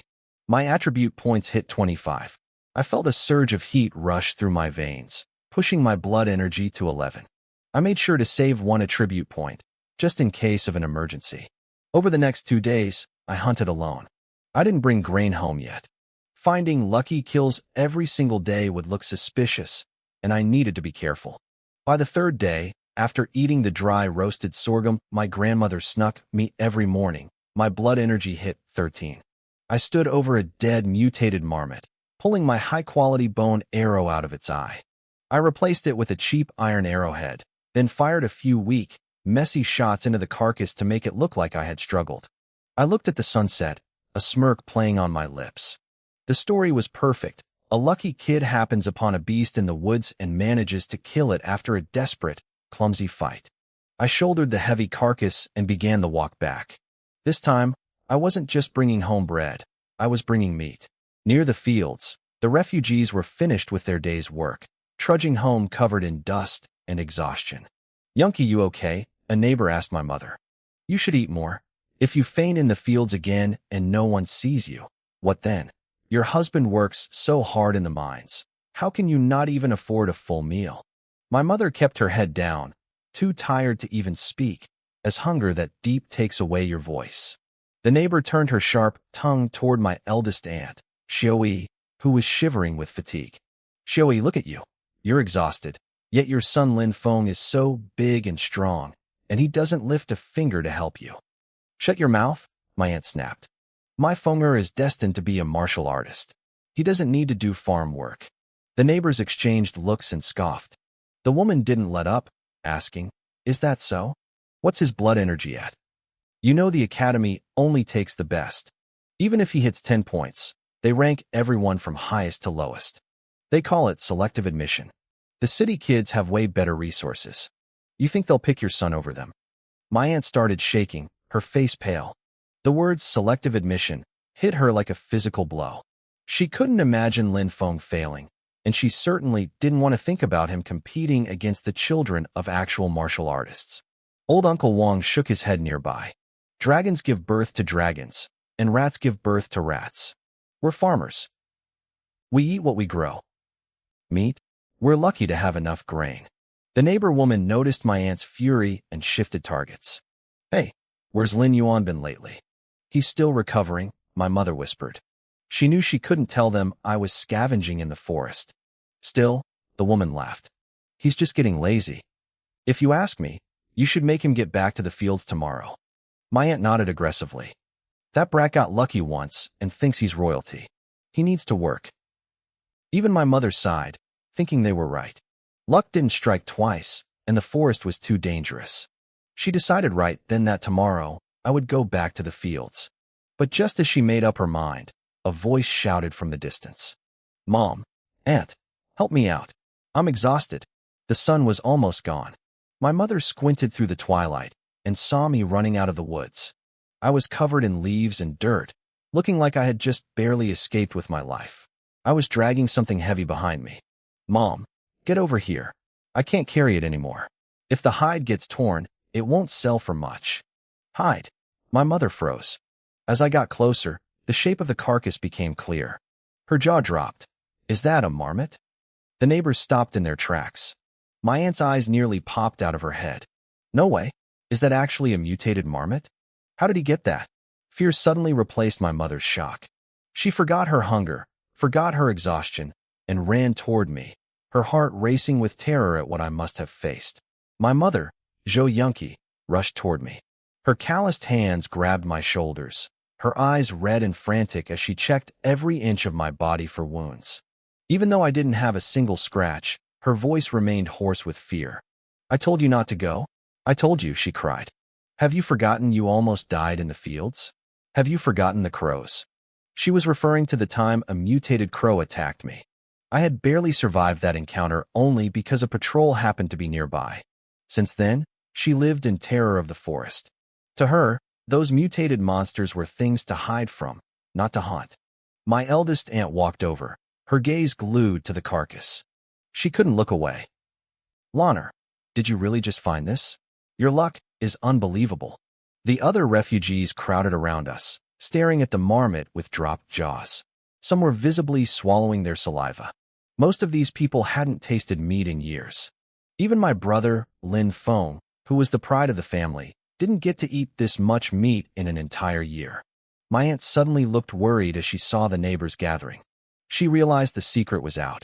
If everyone thought I was just finding dead animals in the forest, they would all rush in to steal my luck. But I had already thought of that. I wasn't going to let them think this was a fluke. Mom, calm down, I said, trying to soothe her. I wouldn't go in there if I didn't have the skills. All that archery practice wasn't for nothing. I can hit anything within 30 meters now. I lowered my voice, making the story sound more dramatic for the crowd. It was close. I was running and shooting back over my shoulder. Just as I reached the edge of the woods, I let one fly. I didn't think I'd hit it, but the arrow went straight through its eye. The thing dropped dead before it could even touch me. I was intentionally playing up the talent angle while leaving just enough room for them to think I got lucky. It was the perfect cover. My mother listened, her heart racing at the thought of the chase, while the neighbors stared at the arrow still lodged in the marmot's eye socket. You actually hit it in the eye? One neighbor stammered. It was the same man who had laughed at me just a few days ago for missing a tree. I pulled an arrow from my quiver and smiled. You don't believe me? I didn't wait for an answer. I took aim at a single stalk of wheat in the distance. With a sharp thwack, the arrow sliced the head of the wheat clean off. The crowd let out a collective gasp. A lucky shot in a panic was one thing, but this was pure skill. Loner, you really did it, my aunt whispered, her shock overriding her greed. I thought you were just playing around, but you've actually changed. She started calculating the value in her head. A whole mutated beast meant a massive amount of meat and grain. It was worth more than months of breaking your back in the fields. Her attitude shifted instantly. You must be exhausted, Loner, she said, her voice now dripping with fake sweetness. Rest here. I'll go get the rest of the family. She ran off toward the house. The refugees stayed behind, whispering in envy. My mother knew the only reason they weren't trying to steal the kill was because of Lin Feng's reputation and the display of skill I had just shown. No one wanted to mess with a family that had a martial artist and a marksman. Minutes later, the whole Lin family arrived. My aunt dragged my uncle along, and even my grandmother came hobbling out, supported by little Lin Yu. There they are, Yu shouted. Grandma, look, it's second brother. He really got a marmot. The grandmother squinted through the deepening twilight. When she saw the 3-foot-long carcass, her eyes filled with tears. It's really a mutated beast. Lana actually hunted one. For a family in this wasteland, meat wasn't just food. It was life. It wasn't something you got from working the mines or starving yourself. It was a prize won with blood and steel. My grandmother's hands shook. For years, she had watched the family suffer, sending my father into the dangerous mines just to get a few scraps of meat. Now, here was dozens of pounds of it. I walked over to her. She tried to speak, her toothless mouth trembling, but I cut her off. Grandma, I know what you're going to say, but I caught this, and tonight, I'm making the rules. We're taking this home, lighting the fire, and we're having a feast. The word feast made the surrounding neighbors' eyes turn green with envy. As my brother and uncle hoisted the marmot onto their shoulders and we walked away, the crowd could only watch in silence. They had spent years mocking us for being poor and hungry. Now, they couldn't even imagine how good our house was about to smell. On the way back, Yu was jumping for joy. My brother and uncle couldn't stop praising me. But I stayed by my grandmother's side. She kept wiping tears from her face. She felt guilty. She had never been able to give me meat growing up, yet I was the one providing for her now. Grandma, I said, sensing her thoughts. We're family. No one owes anyone anything. As the moon rose, the wind turned cold, but our courtyard was warm. The fire crackled under the large pot, and the water began to bubble. Put more oil in. It needs to be rich, my aunt shouted from the kitchen. And don't use the coarse salt. Get the fine salt we were saving. Use it all. I sat in the courtyard, breathing in the scent of cooking meat. For the first time since I arrived in this brutal world, I felt a sense of peace. Inside, the table was set with a massive basin of stewed meat. It was simple, seasoned only with salt, but the aroma was intoxicating. Yu stared at the bowl, her eyes wide. Second brother, can we really eat this? I nodded, and she looked at me with pure worship. You're a hero, brother. I picked up the worn, chipped bowls and started serving. I gave the first bowl to my grandmother, then my mother. I made sure their bowls were piled high with meat, not just broth. My grandmother looked at the pile of food, her heart aching. She had spent years depriving herself to make sure Lin Feng had enough to practice his martial arts. Lana, give me less. You shouldn't eat it all in one meal. I just smiled and looked at her. Why not? My eldest aunt couldn't stop acting sweet. She kept smiling, trying to slide her empty bowl toward me. Lin Yuan, you've really made something of yourself, she chirped. She kept talking about how much meat was on that giant bowl, her eyes locked on the pot. Before she could finish, my eldest uncle slapped her hand away from the bowl. He looked me in the eye and lowered his head. He looked ashamed. Lin Yuan, I'm not good with words, he said, his voice tight. Your aunt, she doesn't always have sense. I know there's no such thing as a free meal. He lowered his head even further.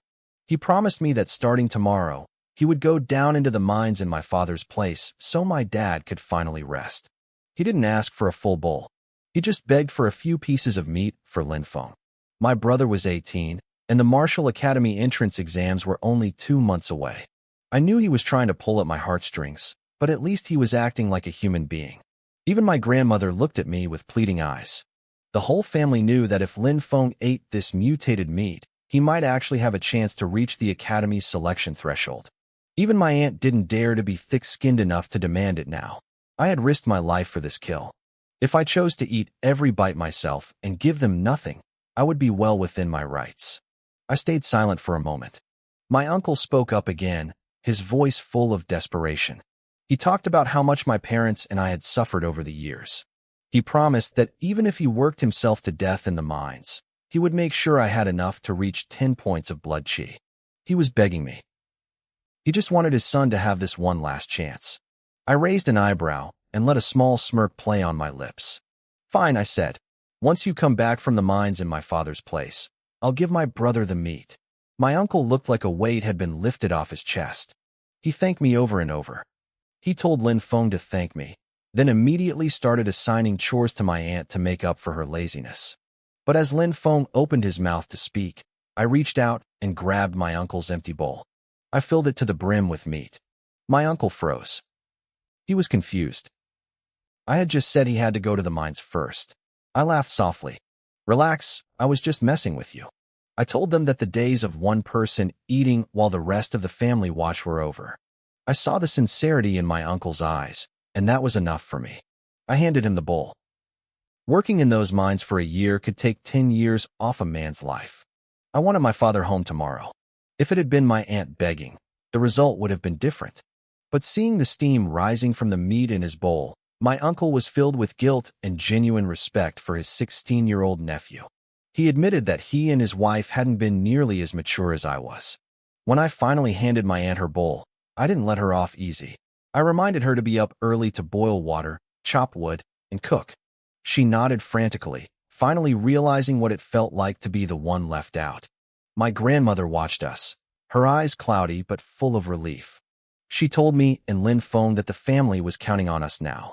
She wasn't just happy about the meat. She saw my talent with the bow.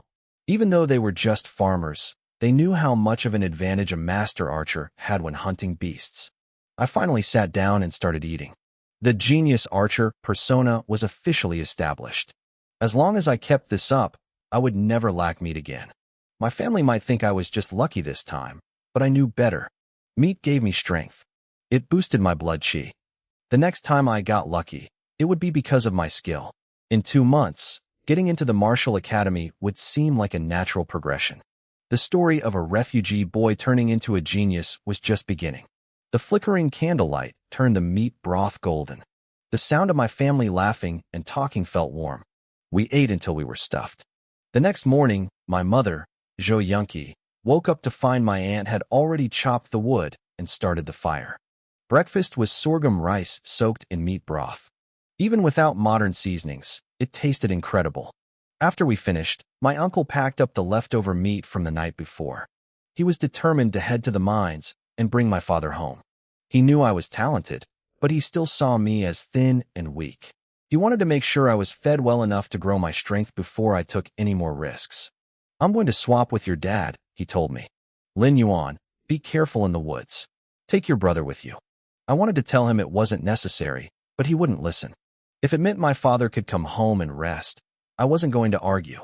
I figured in another half-month, I wouldn't need to rely on luck anymore anyway. I didn't rush back into the forest that morning. Instead, I set a goal to practice 200 shots a day.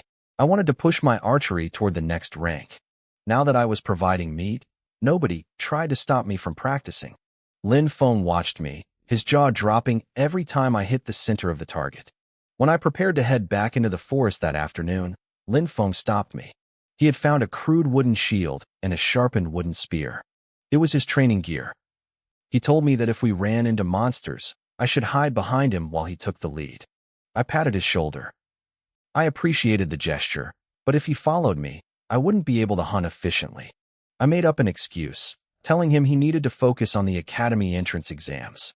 I told him that if he passed, we wouldn't have to risk our lives in the forest at all. He only had 9 points of blood chi.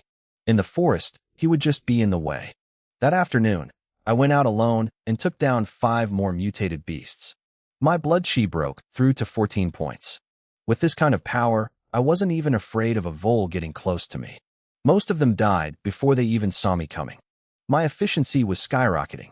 At this rate, by the time the Martial Academy exams arrived, I would have dozens of points of blood chi. A 16-year-old refugee with that kind of power? I was going to shock the world. My blood chi was already higher than the children of wealthy martial artists in the city. It was hard to imagine the stir I would cause if people found out. I needed to dig for more information about the 5 academies selection and learn everything I could about professional martial artists. I also knew I had to be careful. I couldn't just reveal my full strength all at once. A refugee with dozens of points of blood chi would look like a monster. I decided to let my progress appear gradual to the outside world. When my mother, Jo Yunki, returned home that evening, dinner was already waiting. I had to admit, there was one benefit to having my eldest aunt cook. Because she wanted her own son, Lin Feng, to eat well, she didn't hold back. She used plenty of oil and meat. If my mother had been in charge, she would have insisted on rationing everything to make it last. I had expected to see my father home by now.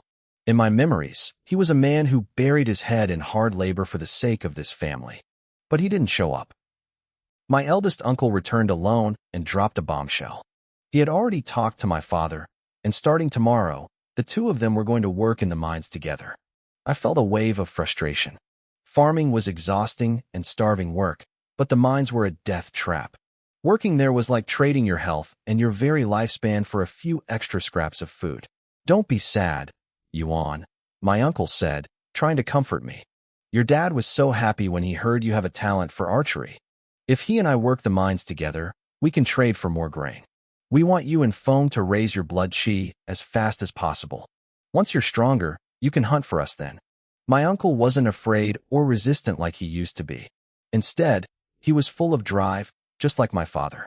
They didn't care if they bled or cried, as long as their children could eat meat and have a chance to escape these endless, starving fields. That was their greatest wish. I stayed silent. I knew that one serving of mutated vole meat wouldn't raise their blood chi enough to change their lives. I couldn't talk my father out of the mines with words alone. I had to show them. I needed to let them eat enough meat to see that I was strong enough to provide for everyone. Over the next 2 days, I pushed myself. I went out and brought back a mutated rabbit. My family was terrified for my safety, but I acted like it was nothing. I told myself that in a few more days, I'd bring back another. I didn't want my father suffering in that mine for even one more day. A week passed. The sun under the trees was still scorching. I was practicing when I heard my sister, Lin Yuyu, calling me for dinner. I didn't stop. I took aim at a tiny piece of stone, no bigger than a fingernail, stuck in a tree 50 meters away. The arrow hissed through the air. Ding! A notification flashed in my mind. My archery proficiency had increased. It had finally reached the perfect rank. I didn't know what perfect rank meant to professional martial artists, but I felt the change instantly. My perception of the world sharpened. I wasn't the scrawny kid I used to be. My frame was lean and long, and when I pulled my bow, the muscles in my arms rippled with power. My real blood chi had reached 22 points. That meant I could exert 220 kilograms of force. With my perfect archery, not a single grain of sand could escape my sight within my range. I looked toward the desolate forest, my eyes sharp like a hawk's. I felt a wild sense of confidence. I was going to bring back another beast this afternoon and bring my father home for good. In the forest, a wild rabbit didn't even see where the attack came from. It heard the whistle of the wind and tried to tilt its head, an instinct that usually saved its life. But this time, it didn't matter. I had fired 2 arrows in such rapid succession that the second one struck the back of the first. The wooden shaft of the first arrow shattered, but the force transferred perfectly, propelling the arrowhead forward with a violent burst of speed. Zip! The shot broke the sound barrier. I didn't even need to aim for the eyes anymore. The arrow tore through the rabbit's skull before the sonic boom even reached its ears. This was a technique I had only seen in movies back in my old world, yet here I was, replicating it perfectly. At the edge of the forest, I wasn't hunting anymore. I was massacring. Nothing survived my first shot. I decided I would fire a few extra arrows into the next beast I caught just to make it look like I had struggled, keeping my true skill hidden for a bit longer. However, I noticed something strange. The mutated beasts were becoming scarce. I hadn't cleared the forest yet, and as my strength grew, I had been venturing deeper. The woods there were ancient, with giant trees blocking out the sun, creating a chilling gloom even during the day. Occasionally, I heard roars coming from the deep interior, savage, thunderous sounds that didn't come from any rabbit or vole. My instincts as a hunter, sharpened by days of life-and-death struggle, screamed at me. Something terrifying was lurking deep in those woods, and I felt like it was getting closer. My increased blood chi had made me more sensitive to danger, not less. I shook my head, trying to clear my mind. It was dusk. I caught a large gray vole, intentionally shot it a few more times to mess up the fur, and headed home. The thought of my father leaving the mines made my footsteps light. As I walked through the village, the refugees stared at me with envious eyes. When my mother saw me, her first reaction was to scold me out of pure fear. "Why did you go after those monsters again?" she cried. "You promised you'd run away if you saw them." I just scratched my head and smiled. I was used to it. My family gathered around me, and even my eldest aunt was all smiles now. Second brother got another one. Lin Yu cheered. I pinched her cheek playfully. She wasn't pale and sickly anymore. Her face finally had some color. You little glutton. Should we stew the meat tonight?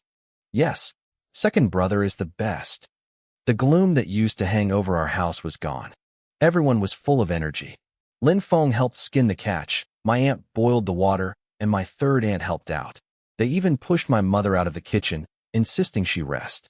After all, I was the one providing the meat, and they felt they had to do their part. The smell of stewing meat and soy sauce filled the air.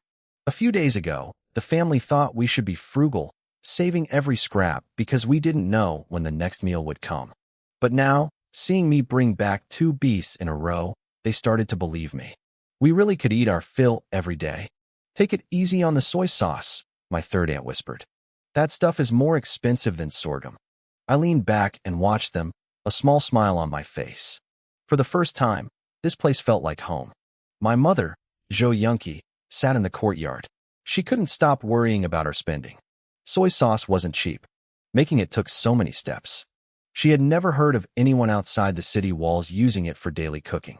Mom, I said, breaking her train of thought. I tested myself yesterday. My punch has over 100 pounds of force now. She looked at me, her weathered face softening into a smile. She always looked at me like that, with nothing but love. If I keep eating this meat, I continued, my strength will hit 70 kilograms soon. I've already proven I can shoot those beasts before they even see me.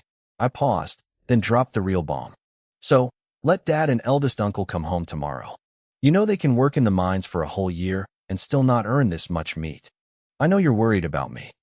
But aren't you worried about Dad's health too? The smile on her face froze. She stared at me, her body trembling. She finally realized why I had been risking my life in the forest. It was for them. She wanted to scold me, but the words wouldn't come. Without me, the family would still be starving. She saw the confidence in my eyes. The old, cowardly Lin Yuan was gone. Mom, you said I'm a man now, I told her. Let me make the decisions. Silence fell over the yard. Grandmother walked out of the inner room, leaning heavily on her cane. The kitchen went quiet as the rest of the family gathered around. You honor, my mother whispered, her voice shaking with a deep sadness. Your grandmother had to beg and give away our last grains just to get them those mining jobs. If they quit, they can never go back. Farming is hard, mining is hard, but they don't kill you. Hunting kills people. She started to cry. The neighbors were jealous, and the family was happy to have meat. But she was the one living in constant terror every time I went into the woods. She didn't want the meat. She just wanted me to come home. I was moved, but I couldn't back down. This was for my martial arts path and for our survival. Mom, Grandma, didn't you suffer all those years just so we wouldn't have to? I can provide for us now. Lin Feng stepped up, his chest out. He had finally eaten enough meat to have some energy. Second brother is right. If I get into the martial academy, we can live off the land. If I don't, I'll hunt with him. You don't have to worry. Grandmother finally spoke. Yuana is right. Go to the mines tomorrow and bring them home. She looked relieved. She knew the boys were destined to be hunters eventually. You couldn't build up their strength until they were 20 just to have them hunt rabbits. The family couldn't afford that anyway. Hunting was dangerous, but one hunt brought in more than a year of mining. We ate. The meat tasted better with the soy sauce. Grandmother kept piling food onto my plate. Eat more, you honor. The family depends on you now. From the day I brought home those white flour cakes, she had stopped treating me like a child. Even my eldest aunt was supportive now. She promised to stew another pot for when the men returned. My mother looked like she was in a dream. She hadn't seen my father in so long. She was terrified it was all a fantasy that would vanish. The next morning, the sun was just peeking over the horizon. The city patrols were changing shifts. The smell of meat already filled our kitchen. Lin Feng and I were ready to go get Dad. Suddenly, I froze. Yuana, what's wrong? My mother asked. I looked toward the wild forest. My hunter's instincts were screaming. Something dangerous was coming. The ground shuddered. The tables and chairs in our shack began to rattle. Run, I yelled. I sprinted outside, grabbing my bow. My heart stopped.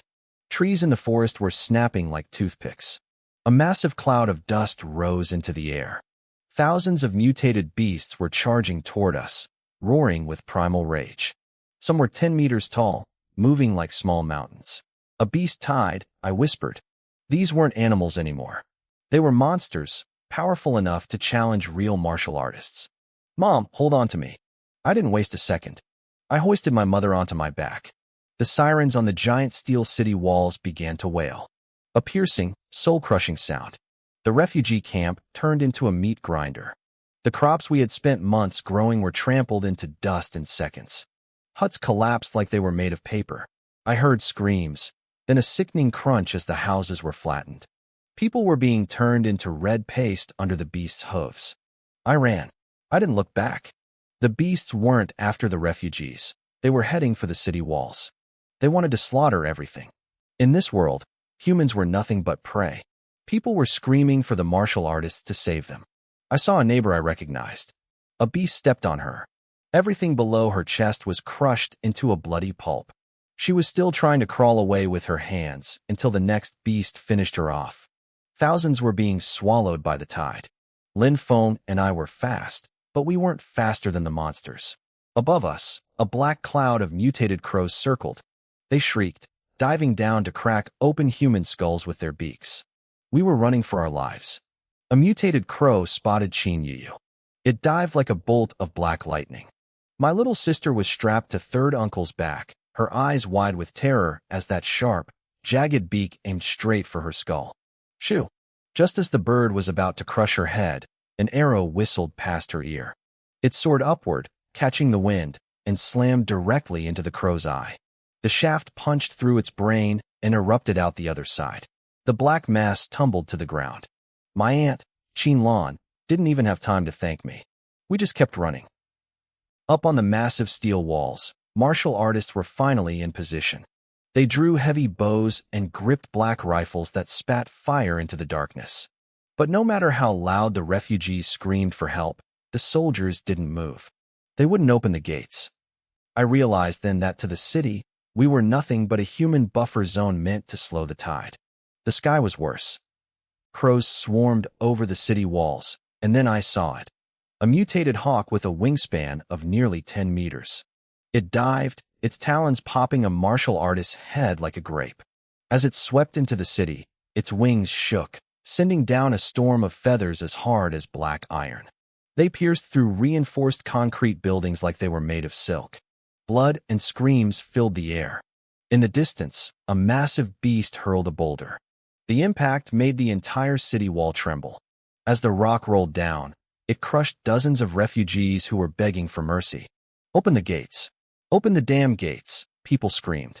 We gave you our grain every year. You're just going to let us die? My family finally reached the base of the wall. My eldest aunt shoved her way through the crowd, pounding her fists against the cold, heavy metal, her voice raw from screaming. Suddenly, the giant hawk dived again. The crowd scattered in a panic, but I stayed focused. I saw a figure standing on the beast's back. It was a man in his 40s, nearly 2 meters tall, wearing a long black coat. He looked like he was carved out of granite. In his hands, he gripped a massive combat blade, 2 meters long and half a meter wide. The blade was buried deep in the hawk's wing. As the man's muscles surged, the air around him seemed to boil, his blood energy erupting like a volcano. The hawk let out a soul-shredding shriek. As they passed over the wall, the man roared and twisted the blade, severing the wing entirely. He leaped into the air, his blade trailing a streak of crimson light as he decapitated the monster in one clean stroke. The hawk's body slammed onto the ramparts, blood geysering from its neck. The man landed among the swarm of crows, his blade swinging in a perfect moon-shaped arc. A dozen birds exploded into red mist instantly. All martial artists of Yunzhou City 7, counterattack with me, his voice boomed, drowning out the roars of the beasts. The soldiers on the wall found their courage. It's Lord Chen Yunlong. We're saved. Kill these beasts with Lord Yunlong. Chen Yunlong looked down from the wall under the moonlight. He swung his blade again, and the shockwave carved a trench into the earth. A 10-meter-long mutated wolf was split clean in half. The ground shook. I watched him, my heart racing. That single strike must have carried 10 tons of force. This was true power.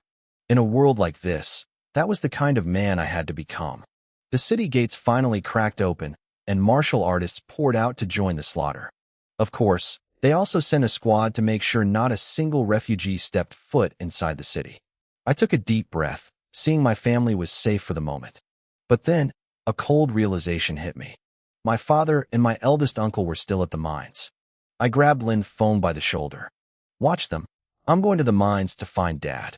I didn't get 5 steps before my mother grabbed my arm. Yuan, are you crazy? There are martial artists guarding the mines. Stay here. I shook her off. I had seen how those protectors treated us. To them, a refugee's life was worth less than a ruined crop. I couldn't trust them to save my father. I ran. The path back was a nightmare.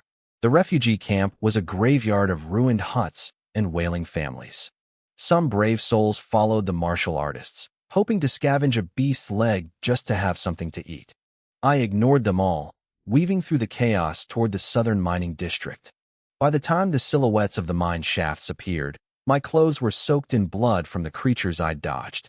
Back on the wall, the beast tide was finally receding. Chen Yunlong stood tall, but his coat was dripping blood. Lord, you're injured, an aide whispered. Chen Yunlong waved him off. It's nothing. He stared out at the dark forest. He could feel it. The beasts were evolving faster than ever. Another soldier ran up, looking pale. Lord, your daughter and her classmates. They sneaked out during the chaos to hunt beasts. They headed for the southern mines. Chen Yunlong's eyes flickered. Should we bring them back? The aide asked. The big man stayed silent for a moment, then shook his head. No, she wants to be number one. She needs to learn that while she might be strong in this city, the world is much bigger and crueler. Let her bleed a little. That's the only way to survive the apocalypse. I reached the mines, gasping for air. It was a disaster. The main tunnel had collapsed. I searched the faces of the survivors, but my father wasn't there. The guards were nowhere to be found. Have you seen my father? Qing Gang. I grabbed a foreman, but he just shoved me away. Who cares about the miners right now? It's every man for himself. An old miner pointed toward the 4th shaft. Check there. A beast stepped on the entrance. It's buried. Unless a martial artist comes to dig them out, they're just meat in the dirt. My face went pale. In this world, a dead miner was just a number on a page. I looked at the collapsed tunnel, the heavy rocks piled high. It looked ready to cave in further at any second. Everyone else was backing away, terrified. I didn't care. I ran toward the rubble. I would move every single stone with my bare hands if I had to. I was bringing my father home. I didn't want to look at the ground. I didn't want to search through the scattered limbs and broken bodies littering the site. My focus was on the mountain of rubble. Kid, someone shouted, pointing toward the mines. Go look over there. Some young people from the city just arrived. They look like they're here to clear out the beasts. Go beg them. Maybe they can help save your father. I didn't say a word. I just sprinted toward the mine entrance. I had never seen a mining disaster in my past life, and I didn't want to imagine the despair of the people trapped under that much rock. As I rounded a pile of debris, I saw them. A group of young fighters stood around the carcass of a mutated hound. The beast was massive, at least 7 or 8 meters long. Sister Minglu, your 6 harmony spear technique is incredible, one of them cheered. You're definitely going to be number 1 this year. With the 4 of us working together, even ranked beasts are no match for us. They were young, but their expensive weapons and confident posture screamed high-status backgrounds. These were the elite, raised on the meat of ranked beasts, their blood vitality far exceeding anyone their age. To them, this disaster zone wasn't a tragedy, it was a playground. The leader, Chun Minglu, looked to be about 16. She was tall and lean, her body tempered by years of martial arts.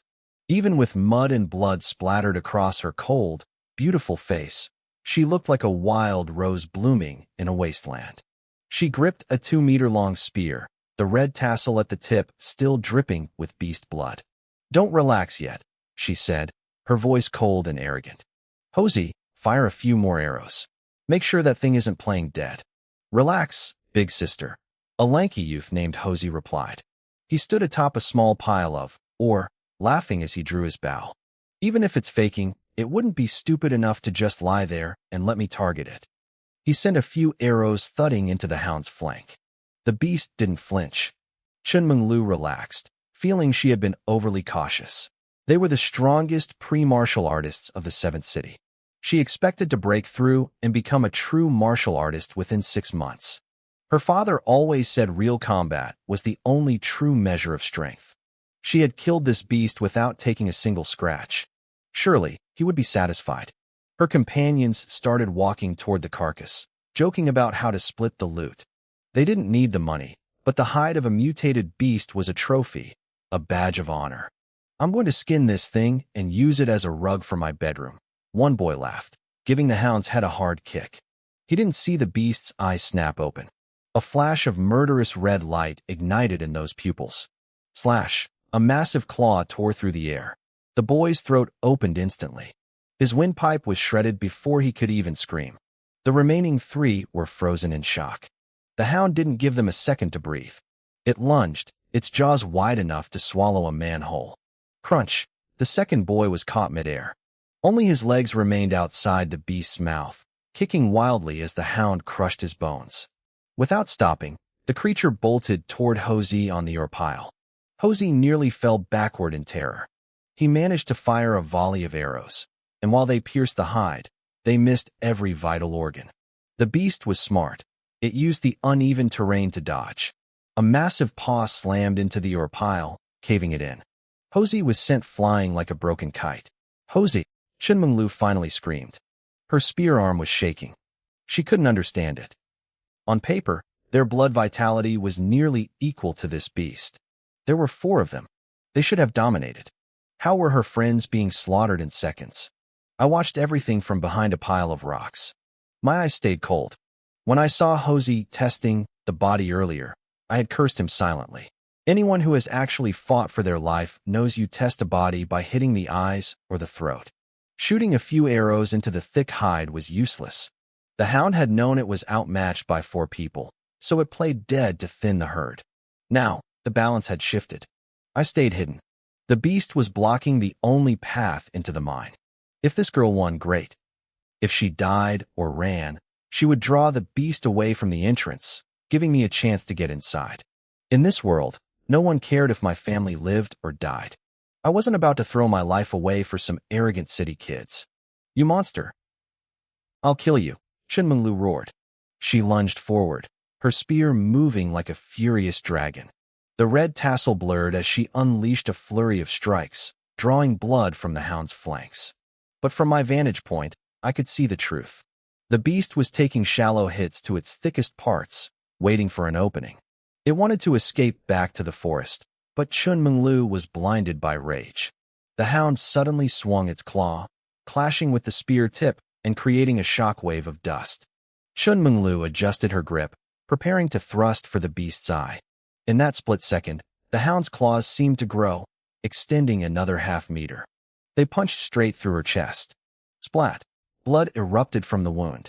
Chunminglu stumbled back, her grip on the spear the only thing keeping her upright. Big sister! Hosey screamed from the distance. He was pale, his internal organs likely ruptured from the previous impact. The hound spat out the remains of the second boy. What was left of him looked like ground meat, bones and muscle chewed into a horrific pulp. Seeing the mangled face of his friend, Hosey began to heave, the smell of copper and bile filling the air. They had watched beasts from the safety of city walls before, but they had never felt the heat of fresh blood on their own skin. Chunminglu clutched the hole in her chest. The bone was visible. Her cold arrogance was gone, replaced by a raw, paralyzing terror. She finally realized how sheltered she had been. I tightened my grip on my own weapon. This was going south fast. If the beast finished them off, I was next. If you're going to die, at least lure that beast away first. I gripped my bowstring, my pulse hammering against my fingertips. My face felt like stone. This wasn't some field mouse I could stomp under my boot. This was a mutated hound, a creature that could tear through a grown man like wet paper. Even a graze from its claws would be a death sentence for me. I knew I couldn't outrun it. The second I let this arrow fly, it was him or me. There was no middle ground. But the entrance to the mine, The place where my father was likely trapped was right behind that monster. I forced my breathing to slow down. I let it become long and steady, my vision narrowing until everything blurred except the beast. My eyes felt as sharp as an eagle's. Nearby, Chunminglu tried to scramble up, but the hound slammed her back down into the dirt. Her legs were a mess of shredded meat and blood. Tears streaked through the grime on her face, her arrogant mask completely shattered. Beside her, the boy they called Hosey was shaking like a leaf. He wasn't just afraid, he was paralyzed. He knew he was next. Watching your friends get eaten piece by piece is a special kind of hell. The hound's jaws opened wide, dripping with gore and bits of human flesh. It lunged for Chunminglu's head. Now, I stepped out from behind the ore pile, drawing my bow in one fluid motion. Asterisk whiz. Whiz. Whiz. Asterisk. I let the arrows fly like a sudden storm. I knew I had exactly one shot at this. If I missed the vitals, I was a dead man. I poured every ounce of strength I had into my arms, pulling the string back until the bow bent like a full moon. In that split second, a cold glint reflected in Chunminglu's teary eyes and the beast's pupils. For a heartbeat, she looked hopeful, thinking a high-level martial artist had arrived. But as she sensed my energy, her hope died. She realized my blood vitality wasn't even at level 30. She couldn't understand where a weak kid like me got the courage to challenge a monster like this. The hound didn't even see me as a threat. It figured it would crunch her skull and then pick me off like a snack. It heard the arrows, but it only saw one streak of light coming at its face. Thwack! Two of my arrows collided midair, one hitting the tail of the other. The first shaft shattered, transferring all its momentum into the lead arrow. It was a double-shot technique that sent the projectile screaming through the air with twice the power. Squelch! The hound's eye socket erupted in a spray of red. The beast let out a soul-shredding howl as blood splattered across Chunminglu's face. She stared in shock.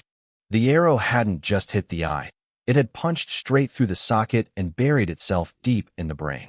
I didn't stop. I couldn't stop. Asterisk whiz. Whiz. Whiz. Asterisk the sound of snapping bowstrings filled the air. Every time the beast tossed its head in agony, another arrow found its mark. I fired over a dozen shots in a blur of motion. Even with the monster thrashing unpredictably, my aim remained true. The hound's massive body began to twitch and jerk. The arrows were deep in its skull now, scrambling its brain. Every struggle only made the damage worse. It's not dead yet. I barked. My voice snapped Chunminglu out of her trance. She rolled across the dirt, grabbed her spear, and lunged forward. She used the last of her strength to leap into the air, driving the 3-meter spear deep into the hound's ruined eye.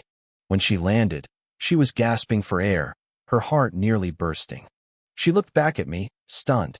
Even at point-blank range, she'd had to focus everything she had to hit the mark while the beast was thrashing. She couldn't wrap her head around how a kid 100 meters away had landed a dozen perfect shots in a row. I stood on top of the ore pile and reached back, only to find my quiver was empty. My arms finally gave out, shaking uncontrollably from the strain. This felt just like my first hunt, where I had to kill a creature 4 times stronger than me. The gap between my power and this hound's was just as terrifying. The beast finally went still. Chunminglu collapsed to the ground, her legs giving out. I took a few deep breaths, forcing my eyes to stay sharp. I waited to make sure the thing was actually dead. I wasn't about to get blindsided by a death throw. Once I was sure, I walked over to the carcass. I didn't look at the girl. I started pulling my reusable arrows out of the beast's skull. Chunminglu pulled a piece of dried meat and some orange powder from her bag. It looked like high-grade beast essence. She swallowed the meat and dumped the powder on her wounds. Within seconds, the bleeding slowed, and some color returned to her face. The cold pride was gone. Thank you, she stammered. She looked at me, a ragged refugee in patched clothes, and seemed confused. I had the calm of a seasoned killer, but I looked like I belonged in a slum. Are you from outside the city? She asked softly. What's your name? I didn't answer. I didn't have time for small talk. I gathered my arrows and headed straight for the collapsed mine tunnel. I started hauling rocks away, clearing the path. My father was in there.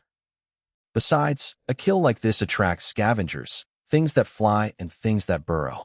I couldn't waste a single second. My silence only made her more curious. She knew I'd saved her life, and it clearly bruised her ego. She'd been raised on high-grade beast meat and elite training, yet she'd almost died while a kid with barely any vitality had saved her. "What are you looking for?" she called out. "Hey, what's your name? How can I repay you?" I kept my back to her. It wasn't about being cool, it was about survival. To me, she looked like one of those sheltered idiots from the city. I didn't want to be on her radar. I was weak, and people from the city usually looked at refugees like us as insects. "Give me 70% of the hound," I said without looking back. "Consider the debt paid." She went quiet. 70%? To her, that was an insultingly low price for a life. She couldn't believe I valued her life at the price of some mid-grade meat. But for me, that meat was the difference between my family eating or starving. I just kept digging. I had work to do. To Chunmeng Lu, life was a series of banquets and high-grade beast meat. The idea that her survival was only worth a single mutated hound clearly stung her pride. She opened her mouth to argue, but the words died in her throat. She realized that by offering me 30%, I was actually being generous to a stranger. She noticed me glancing at the collapsed tunnel. "Are you trying to save someone?" she asked, her voice tight with pain. "I'll help you." She tried to stand, but the movement made her hiss in agony.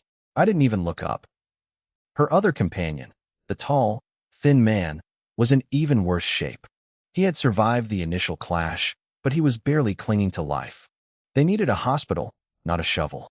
Chunmeng Lu saw my cold expression and sighed. She reached into her waist pouch and pulled out a stack of polished, heavy metal plates. She walked toward me, her steps shaky. "Take these," she said, holding them out. "The city guards will come for the hound later. Just take the money." I stopped digging and looked at her hand. It was soft, pale, and delicate, the hand of someone who had never touched a farm tool in her life. But it was the money that caught my eye. These weren't just coins, they were diamond alloy plates, the official currency of the Huaxia Federation. In this wasteland, they were better than gold. You could melt them down to make high-end firearms. There were 20 plates. 2,000 Huaxia credits. In the slums, 1 credit could buy a pound of low-grade beast meat. 2,000 credits was worth more than the entire carcass of that hound, even including the fur and bones. And I had only asked for 70%. "It's too much," I said. That was all I gave her. 3 words. Chunmeng Lu's face turned bright red, her gratitude instantly replaced by a flash of fury. "Just take it," she snapped. She grabbed my hand and slammed the cold metal plates into my palm. My skin was still stained with the hound's blood, and now the money was too. She didn't look back. She slung her companion's arm over her shoulder and began to limp away toward the city. Just before she disappeared from view, she shouted back, her voice full of stubborn frustration. "My name is Chunmeng Lu. Don't let me catch you in the 7th city. If I see you again, I'll show you that my life is worth a lot more than 2,000 credits." I didn't answer. I stuffed the plates into my pocket and went back to the rocks. Asterisk thud. Thud. Asterisk the sound of stones hitting the dirt was the only thing that mattered. Deep inside the pitch-black mine, my father, Qin Gang, and my eldest uncle, Qin Tai, were huddled in a corner. They were breathing shallowly, trying to save oxygen. My father knew how these things worked. When a beast tide hit, the city focused on the rich districts first. A manual labor mine with no expensive machinery was at the very bottom of the rescue list. To the officials, their lives were just statistics. My father reached into his shirt and felt the grease-stained paper. Inside were a few scraps of meat I had fought for days ago. He hadn't touched them. He was saving them for a moment he hoped would never come. "Here," Uncle Qin Tai whispered, handing over a canteen. "Drink." It was their last one. The other had been lost during the collapse. They were used to hunger. It was written into their DNA, but the darkness held something worse than starvation. A few yards away, the bodies of their co-workers lay cold, killed by mutated ground rats. My father prayed those were the only monsters nearby, but deep in the tunnels, he could hear the scratching. The beast would find them long before any rescue team did. He finally unwrapped the meat and tried to press a piece into his brother's hand. "Eat, brother," he whispered. Qin Tai shook his head, a bitter smile hidden by the dark. You eat it, Lao Air. You've worked your whole life and never tasted meat like this. My father's eyes welled up. He had spent decades breaking his back in the fields and the mines without a single complaint. But hearing those words made his heart ache. I'm sorry, brother, my father rasped. I dragged you into this. It's the same everywhere, Tai replied softly. Do you think the village is any safer? Tell me, do you think Loner and Fonger will ever become martial artists? They will, my father said firmly. I know it. Loner will lead the family into the city. They'll eat meat every day. He steeled himself and moved to put the meat in his mouth, but a chilling screech echoed through the tunnel. They're here. Someone screamed from the darkness. Help! Get back! Hit them with the shovels. Total chaos erupted. Someone flipped on a battery-powered mining lamp. The dim, flickering light revealed a nightmare.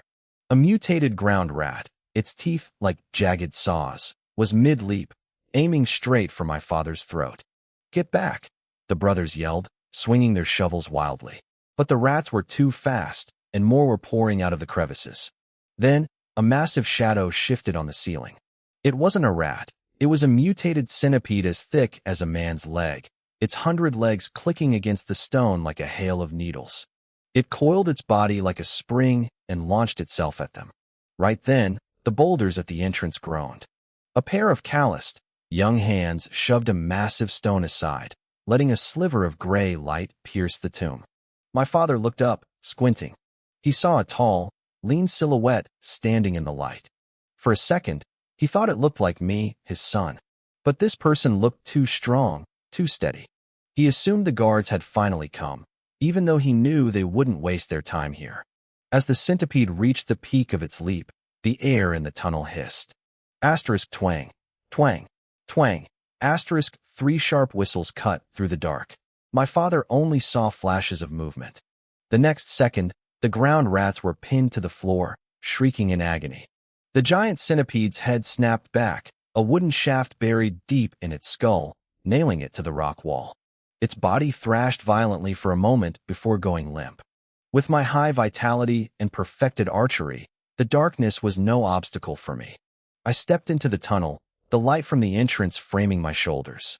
I saw the man with the shovel, his face covered in cold dust and sweat.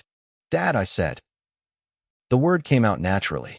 I looked at this man who had worked himself to the bone to keep us alive, who had refused to rest even after I started bringing home food. My father froze. He stared at me like he was seeing a ghost. The voice was familiar, but the person standing there was impossible. In his memory, I was the sickly boy who fainted if he worked too long in the sun. But the boy standing in the light had just killed a monster with a single flick of his wrist. I stood there, bow in hand, as the dust settled around us. The light from the tunnel entrance framed my silhouette, making me look taller and steadier than the sickly boy my father remembered. My father, Chin Gang, and my eldest uncle, Chin Tai, stared at me in a daze. I didn't give them time to process it. Dad, Uncle, are you guys okay? I asked. My voice finally snapped them out of their shock. My father looked at me like I was a stranger. He couldn't believe I was here. A beast tide had just hit the city outskirts, and I had somehow fought my way from the city all the way to the mining area alone. Loner, how is the family? Is everyone safe? My father stammered. I told him everyone was hiding by the city walls and that I'd left my brother, Chin Fong, to watch over them. I walked forward, checking my father for injuries. Once I saw he was fine, I took the shovel from his hand. I used it like an axe, chopping the giant centipede into 20 bloody segments. I didn't spare the ground rats either, crushing their skulls until their legs went stiff. Dad, we need to leave. Now, I said. My voice was calm, but my actions were lethal. The whole thing took less than 30 seconds. My father watched his son kill 2 mutated beasts with the efficiency of a seasoned hunter. He remembered me as a boy who withered like a salted eggplant from hunger. Now, I moved with a cold precision that made killing look as natural as breathing. The other miners watched us, their jaws dropping. If I hadn't called him Dad, they would have assumed I was my martial artist brother, Chin Fong. But even Chin Fong couldn't have handled these beasts this easily. Old Chin, is this your boy? One miner whispered. Who taught him to shoot like that? You're lucky, man. No wonder he's been sending you meat. The miners showered us with compliments, mostly out of relief.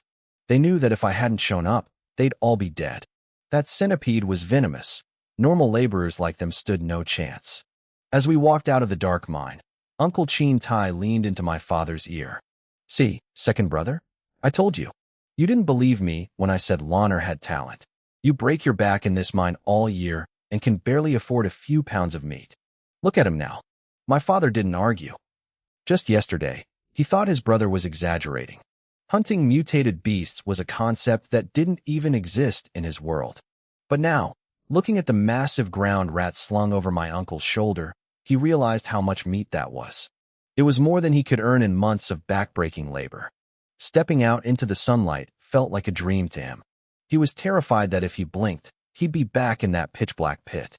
His son had finally become someone to be proud of. "Dad, let's go home," I said. Walking beside me, my father felt a strange sense of distance. He rarely came home because the mine penalized workers 3 days' pay for every 1 day of leave. On the way back, the reality of the beast tide hit us. We saw city guards being carried away in body bags. Refugees were brawling over beast carcasses, only to be beaten down by the guards. The ground was scarred and broken. My father wanted to praise me, but he couldn't find the words. He reached into his shirt and carefully unwrapped a piece of oiled paper, revealing the meat I had sent him earlier. His hands were stained with cold dust, so he handled it with extreme care, afraid to get it dirty. "Loner, eat something to keep your strength up," he said. I looked at the meat. I knew Uncle had brought him several pieces, but my father hadn't touched a single bite. He had saved it all. "I'm not hungry, Dad." "You eat it," I replied. Back at the city walls, the beast tide had been pushed back. My grandmother and mother, Zhou Yunqi, were trembling in the crowd. They kept begging the passing guards for news about the mines. "Please, sir, is the mining area safe? Are the workers okay?" my mother pleaded. The guards shoved her away, disgusted that she might stain his uniform. "How should I know? Move it." After asking around, they received devastating news. Of the 2 martial artists guarding the mine, one was critically injured and the other had retreated. If the professionals couldn't handle it, what hope did my father have? My aunt broke down in tears. The city guards weren't planning a rescue mission anytime soon. They were too busy cleaning up the city. My mother felt the world spinning. My father and uncle were the pillars of the family. And me? I was just a boy. She feared the beast tide had taken all 3 of the family's men in one night. Then, they saw a young man with a bow walking toward them. Behind him was Uncle Chin Tai, carrying a massive ground rat. "Mom, Grandma," I called out. My mother nearly collapsed with relief. She ran to us, tears streaming down her face. My father, ever the honest farmer, just gave her a bashful smile and handed her the wrapped meat. Loner wouldn't eat it. "You take it." The family was reunited, but the joy didn't last long. My aunt suddenly realized something. Oh no, we didn't have time to pack anything from the house. A heavy silence fell over us. The house, the crops, the little furniture we owned, it was all gone, crushed under the hooves of the beasts. Without me, the loss of 2 able-bodied men would have meant certain starvation before the next harvest. My little sister, Meow Meow, clutched my leg. "Brother, I'm scared." I looked at the ruins of the outer slums. The further you were from the wall, the worse the damage. However, the brick houses right against the city wall were still standing. Those were built by the city guards. They were sturdy and safe, but they weren't free. You had to rent them. Living there meant protection, but the rent was 200 coins a year. My father earned maybe 60 coins a year, and half of that went to food. To a refugee, 200 coins was a fortune they could never hope to see. "Maybe we should rent a place here," I suggested. My parents looked at me like I was crazy. We didn't have the money, and even if we did, they could never justify spending it like that. I reached into my robe and pulled out 3 polished iron coins. I placed them in their hands. 300 coins. "Dad, Mom, pick a house. Use the rest to buy what we need." My family stood there, speechless. My father's entire year of grueling labor wouldn't even cover the meat I'd bought for my brother recently. Now, I was handing them a small fortune. I wasn't just surviving anymore. I was changing our lives. My father, Lin Gang, looked at the coins with a flicker of terror in his eyes. He was afraid I'd scavenged them from the body of a fallen city guard. If the authorities found out, the consequences would be lethal. In his mind, no one in the Lin family was supposed to even touch 100 iron coin, let alone 3 of them. I kept my voice steady and told a half-truth. I explained that on my way to find him, I'd run into a powerful hunter taking down a mutated beast. I told them I'd helped him finish it off with a few well-placed arrows, and he'd split the profit with me in cash. I made it sound simple, but the math didn't lie. 300 coins represented 300 pounds of mutated meat. That meant the beast we supposedly killed was a high-level threat, something even a trained guard would struggle to face alone. My mother, Zhou Yunqi, looked dazed. Her son hadn't just survived the mines. He'd apparently hunted a monster and made a small fortune on the side. My parents tried to push the money back to me, acting as if their lives weren't worth such a price. I stopped them. I told them that a house could be rebuilt, but a life was irreplaceable. My father finally took the coins. His hands trembled under the weight of them. As we walked toward the city settlement office, the air was filled with the sound of wailing and desperate pleas. A city official was screaming at a group of refugees, telling them there was no more relief grain. He told them to go back to their dirt patches or go dig for food in the piles of corpses. My family instinctively shrank back. They were terrified of the men in uniform. I didn't flinch. I took the coins from my father and slammed 2 of them onto the official's desk. I told him we didn't want charity. We were there to rent. The official stared at us, his eyes narrowing. We looked like typical wasteland rats. My father and uncle were still wearing their soot-stained mining clothes. A few guards started to close in, their hands on their weapons. They probably thought we'd robbed someone. I didn't back down. I looked the official in the eye and told him I'd earned the money hunting. I pointed to the quiver on my back and the mutated groundhog we were carrying. The official's expression shifted. He realized I wasn't just another desperate refugee. He waved his men back and tossed a ring of keys onto the table. He told me I was an interesting kid. I took the keys without a word. I didn't care about his arrogance. By this time next year, I planned to have my family moved inside the city walls, not just huddled against them. The keys were rusty, but my father held them like they were sacred relics. As we walked through the housing district, my family couldn't stop staring. My third uncle, Lin Jin, ran his hand along a stone wall and gasped. He'd spent his life building things for others, but he'd never dreamed of living in a house made of solid brick and cement.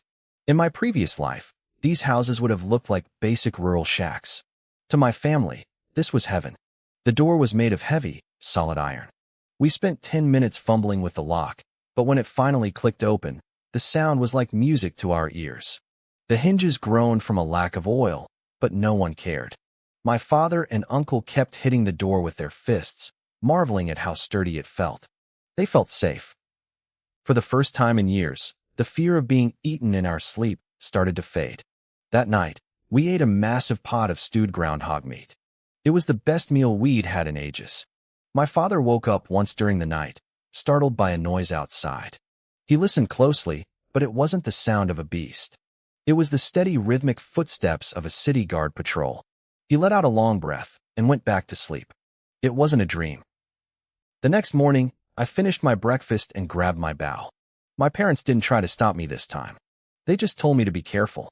I headed back to the outskirts of the forest, but the woods felt different. I searched for hours and only found a single rabbit. The beast tide had cleared everything out. If I wanted to find enough prey to keep improving my strength, staying on the edges wasn't going to work anymore. I needed to go deeper. I was about to turn back when I spotted a splash of blood on a bush. I checked the ground and found a tuft of fur. It belonged to a rabbit, but the rabbit was gone. I looked closer and saw a paw print in the dirt. It was twice the size of my palm. It looked like a canine track, but it was massive. The prints led straight into the dark, dense heart of the forest where the sunlight couldn't reach. I hesitated. My life was on the line, and I knew I had to be cautious. But the outskirts were empty. If I stayed here, my progress would stall. I thought about the mutated frog I'd barely survived. I knew that feline mutations were the most dangerous because of their speed. If this was a cat, I'd turn around. But the tracks looked like a dog or a wolf. I tightened my grip on my bow and adjusted my gear. I stepped over the line into the deep woods, my heart hammering against my ribs. Every leaf that crunched under my boots sounded like a gunshot. I kept my bow drawn, my eyes scanning the shadows, ready for whatever was waiting in the dark. I followed the trail of blood for a while. Eventually, I reached a rugged, rocky area and heard a bone-chilling growl. It sounded like something was gnawing on bone. I pressed my back against a large rock, barely peeking around the edge. I found the source of the tracks near a cave piled with stones. It was a mutated wild dog. It was even bigger than I had imagined, covered in coarse, gray, and yellow fur. The entrance to its den was littered with bloody rabbit pelts and the remains of other animals. Even though it wasn't as massive as the beast I saw at the mine, it looked more ferocious than any tiger from my old world. I hesitated, unsure if I should attack. Suddenly, the dog snapped its head up from its meal. I reacted instantly and pulled my head back, but it was too late. The beast let out a low, terrifying snarl directed right at my position. I'd been so careful, but I realized my mistake immediately. Its sense of smell was too sharp. It had caught the scent of a human. The dog's growls grew deafening as it scrambled to its feet and charged. I knew I couldn't outrun it. If I turned my back now, I was dead. I had to fight. A cold ruthlessness washed over me. I stepped out from behind the rock, my bow already drawn and aimed. As the beast lunged toward me, I noticed a deep, jagged gash on its belly. It looked like a wound from a blade, likely a gift from the city guards during the beast's tide. The wound was serious, but it hadn't stopped the monster. Its eyes were a manic crimson, and its teeth were still covered in bloody bone fragments. It carried a stench of rotting meat so thick it made my eyes water. I fired 3 arrows in rapid succession, aiming for its eyes. To my shock, my perfected archery wasn't enough to end it instantly. The dog jerked its head, causing one arrow to merely graze its cheek. Instinctively, it squinted, and my second arrow hit its eyelid instead of the eyeball. The beast roared in pure agony and rage. Even with 200 kilograms of force behind my shots, the arrows failed to pierce its skull. Instead, the pain just made it more dangerous. It closed the 100-meter gap in seconds. I stood my ground. I knew that in close quarters, I was at a massive disadvantage. These last few seconds were my only chance to use my greatest strength. I calmed my breathing and notched 2 arrows at once, preparing my dual-shot technique. The dog was smart. It raised a paw to shield its remaining good eye, watching me through the gaps in its claws. At the moment of release, I flicked my aim downward. The arrows whistled through the air and slammed directly into the existing wound on its belly. The impact tore the scab wide open, sending a spray of fresh blood across the dirt. The dog faltered.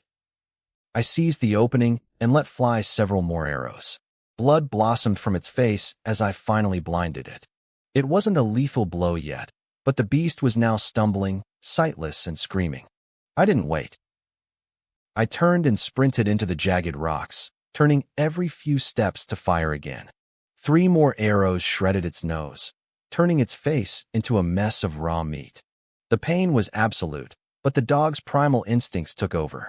It tracked me by scent, charging blindly with a terrifying, mangled face. I realized I couldn't keep this up.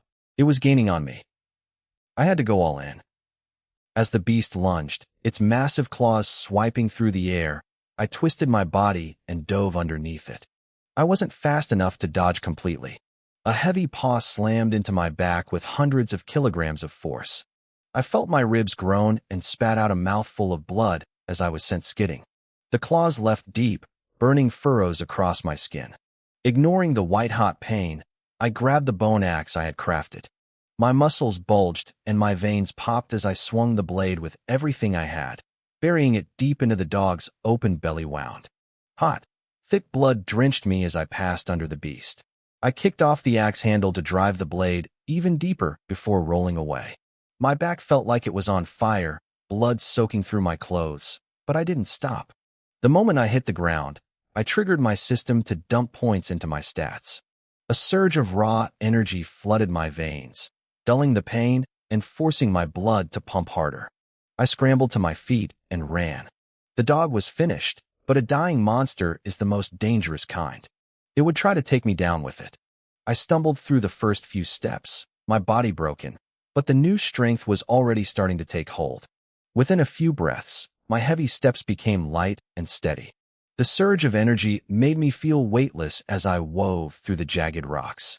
2 minutes later, I stopped to wipe my face. Blood and sweat had smeared into a sticky mask across my skin. Not far away, the massive body of the mutated dog finally hit the dirt. It was dead. The frantic chase had forced its mangled internal organs to spill out of the axe wound in its belly. I stood there, chest heaving, still shaken by how close I had come to death. I was lucky. Every time the system boosted my vitality, it healed my injuries and restored my strength. If I hadn't leveled up right then, that blow to my back would have slowed me down. The beast would have caught me. A second swipe of those claws, and I wouldn't be standing here. I would be a corpse. I didn't take any chances. I fired 2 arrows into the carcass from a distance. The dog didn't twitch. I approached cautiously, pushed the heavy body over, and yanked my axe free. The blade tore through the flesh with a wet crunch, spilling even more blood onto the forest floor. I placed my palm on the beast's flank.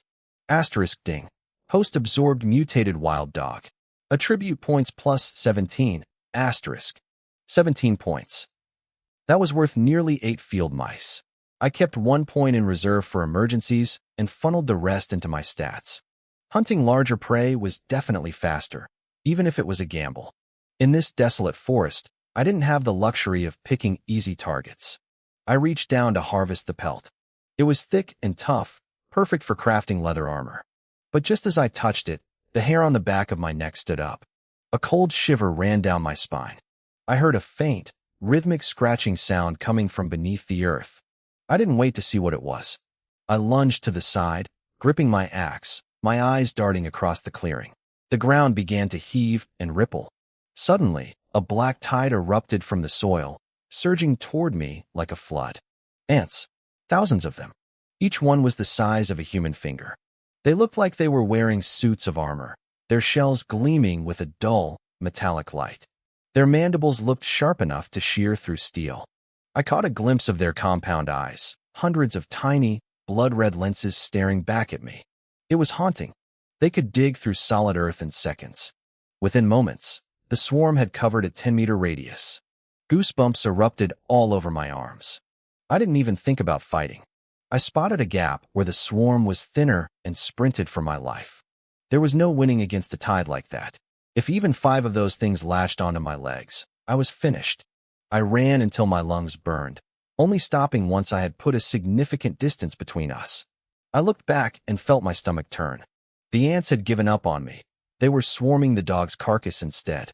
In a matter of seconds, the flesh, the thick hide, and even the heavy bone framework vanished. The swarm devoured everything and retreated back into the earth, leaving the clearing eerily silent. My scalp felt numb. If I hadn't been on high alert, I would have been eaten alive just like that dog. At least I had absorbed the energy before they arrived. The forest was a death trap. This was just the outer edge, and I already felt completely outmatched. My archery gave me great vision, and even from a distance, I could see the ground where the dog had been was now completely bare. I had to find a way to deal with them. Brute force and arrows were useless against a colony that lived underground. I remembered how I used to pour boiling water down ant hills when I was a kid. Maybe I could use molten iron? I shook the thought away for now. I needed more information. I made my way out of the forest. Near the edges, I saw groups of refugees trying to replant ruined fields. People were shouting and fighting over scraps of wood and rusted tools to rebuild their shacks. Some houses were just piles of rubble, abandoned by owners who were likely dead. It took months of back-breaking labor to grow a crop, but only a second to lose everything. Seeing them made my resolve harden. I couldn't stay here. I had to get into the martial arts academy in the city this year. Only the city walls offered real safety. I headed toward the shops run by the city guard. Before reaching the main street, I ducked into a secluded alley. I reached into my storage space and pulled out the pelts and bones I had collected over the last few days, ready to turn my kills into coin. The shop sign was impossible to miss. Unlike the crumbling shacks nearby, this building was made of solid red bricks and blue tiles. Several tables and chairs were set out front where members of the city guard and local hunters sat eating and drinking. Even the shopkeepers wore official guard uniforms. I walked inside and took a look around. The difference between this place and the previous general store was like night and day. Everything was organized. I saw rows of armor, sabers, and bows. They even had primitive muskets on display. They looked like the crude fire lances I remembered from history books, nothing like the modern military firearms that were restricted to the army. Even if they had been for sale, I couldn't afford them. "Selling something, kid?" one of the guards asked. I had changed into cleaner clothes before coming here, but the patches on my sleeves still gave me away. He looked at me with a bit of disdain until he noticed the bundles of pelts and bones on my back. That changed things. It meant I had the skills to hunt. His attitude softened immediately. I laid out the remains of 5 creatures, mostly field rats and rabbits. I had already absorbed their blood energy, so these were just the physical scraps. The guards in this shop were strong, likely having dozens of points of blood energy themselves. They weren't easily impressed by small game. "The quality is decent, but these are all common beasts," the guard said, trying to drive the price down. "I'll give you 130 for the lot." I did the math. It wasn't much for 5 animals. "I'm planning to buy gear here too," I countered. "Make it 150. I started wandering through the shop while I waited for his answer. I thought about the ant colony I had encountered earlier. I needed to stay away from that area for now. Buying enough iron to melt down and drown them would be too expensive, and melting metal wasn't exactly a simple task. If even the city guard hadn't cleared them out yet, they were probably avoiding the area too. I walked over to the armor section. My archery was getting better, but the fight with the wild dog had been a wake-up call. These mutated beasts were fast and resilient. They could tank an arrow and be in my face in a heartbeat. I needed protection for close-quarters combat. I spotted a vest made of lynx skin. It was lightweight and sleeveless, reinforced with flexible cartilage for extra durability. I ran my hand over the chest area and felt hard bone plates sewn inside for vital protection. It even had a high collar to protect the neck. "You've got a good eye," the guard said, following me. "That's genuine mountain lynx. Do you have any idea how hard those are to take down?" I ignored his sales pitch and looked at the price tag. 240 credits. My heart sank. That was highway robbery. I knew how dangerous a lynx was, far worse than the dog I'd killed, but the markup was insane. Still, the city guard had a monopoly out here. If I wanted to stay alive, I had to pay the tax. 150, I said firmly. The guard looked offended. "Are you kidding? You want more for your goods and less for mine. I'm not running a charity." 180, he countered. Not a cent lower. "Fine," I replied. "But I'm picking out a weapon too. If I buy both, you give me the vest for 150. He groaned, but didn't say no. "Pick your weapon first." I looked at my current bone axe. It was made from a rabbit's leg bone and was barely holding together. It had almost snapped when I hit the dog's skull. I needed something real. I noticed that the powerful warriors in this world favored heavy, long-reaching weapons. Whether it was the man who sliced the eagle or the woman I had seen with the massive spear, they all used weapons with presence. I had a theory. If I could perform a move from my old world, something from a movie or a manual, the system might recognize it and trigger a new skill for me. I decided on the king of all weapons, the spear. Swords were flashy, but in a real fight against beasts or armored men, reach was everything. 1 inch longer meant 1 inch stronger. A spear was versatile and deadly. I found one that caught my eye.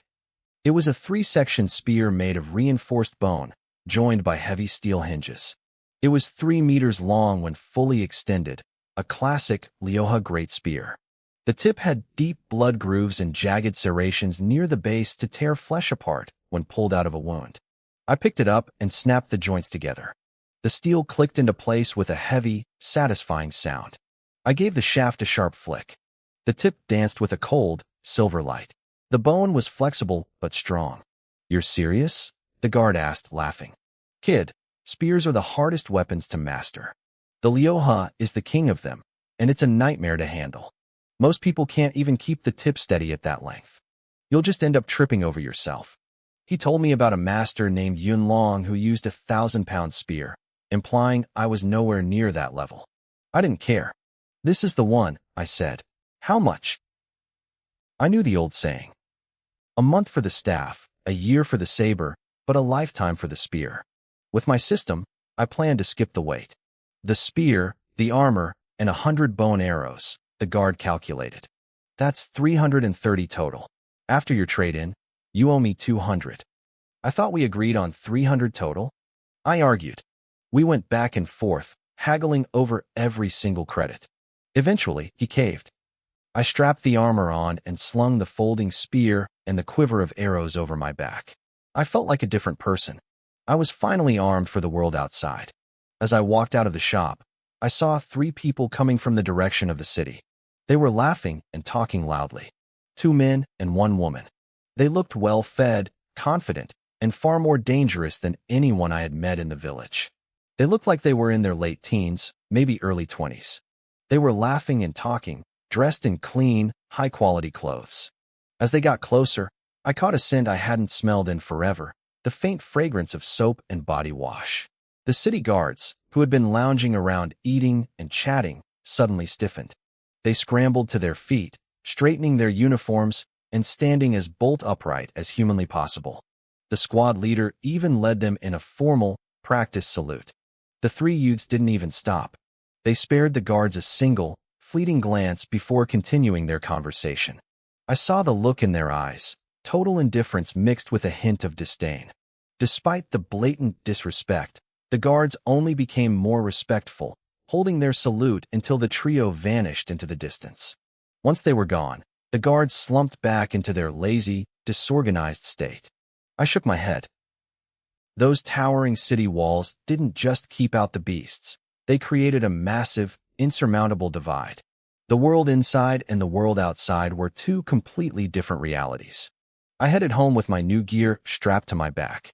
As I walked, I replayed scenes from old action movies in my head, visualizing the legendary spear techniques I'd seen on screen.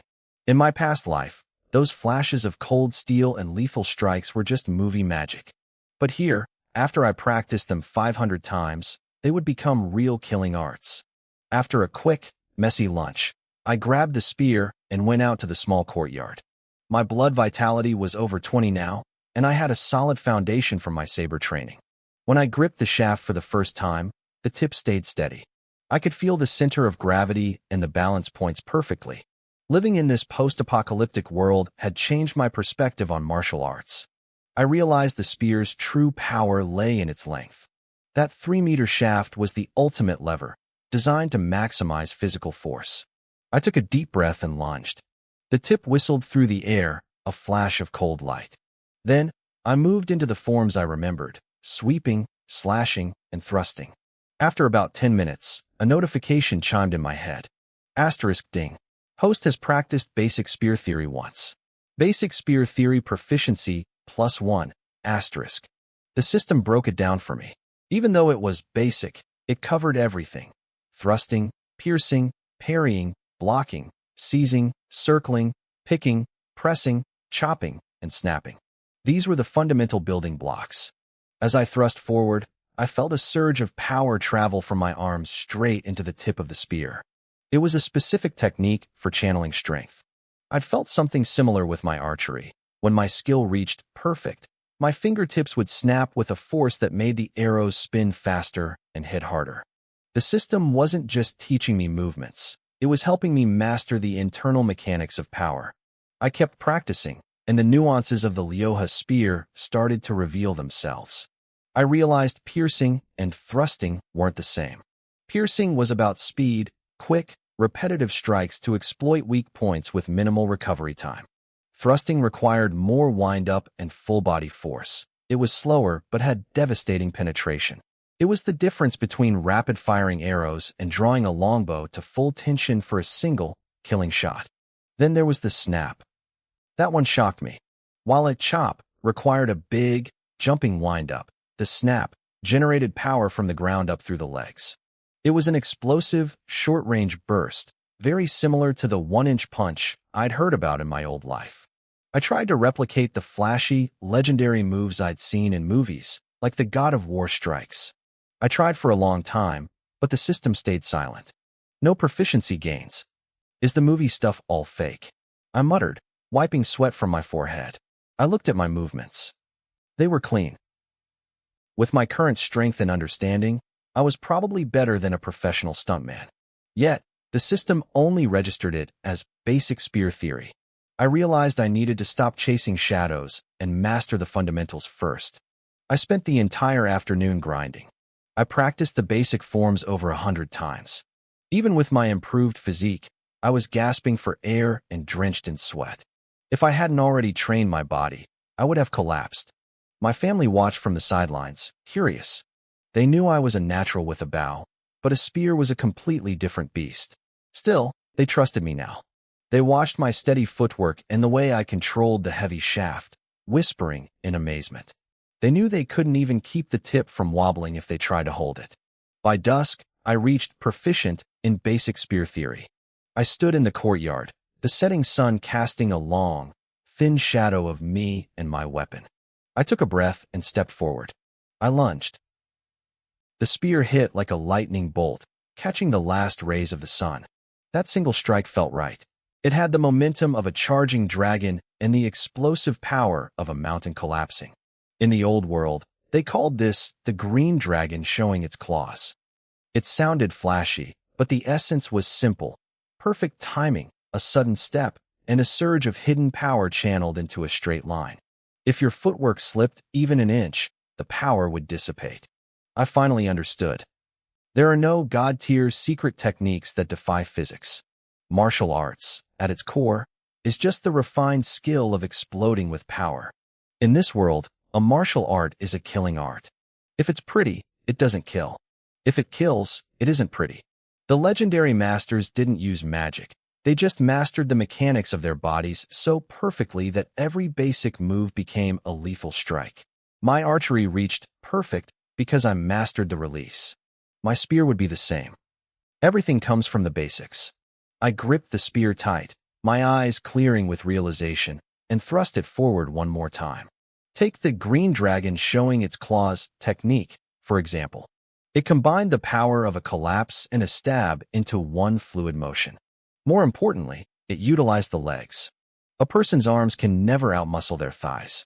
By channeling the strength of my entire lower body into a single step forward, combined with the reach of a 3-meter spear, I became unstoppable. I realized then that the most plain-looking moves often hid the deepest truths. I stripped away the flashy, exaggerated nonsense I remembered from old movies and focused on the mechanics.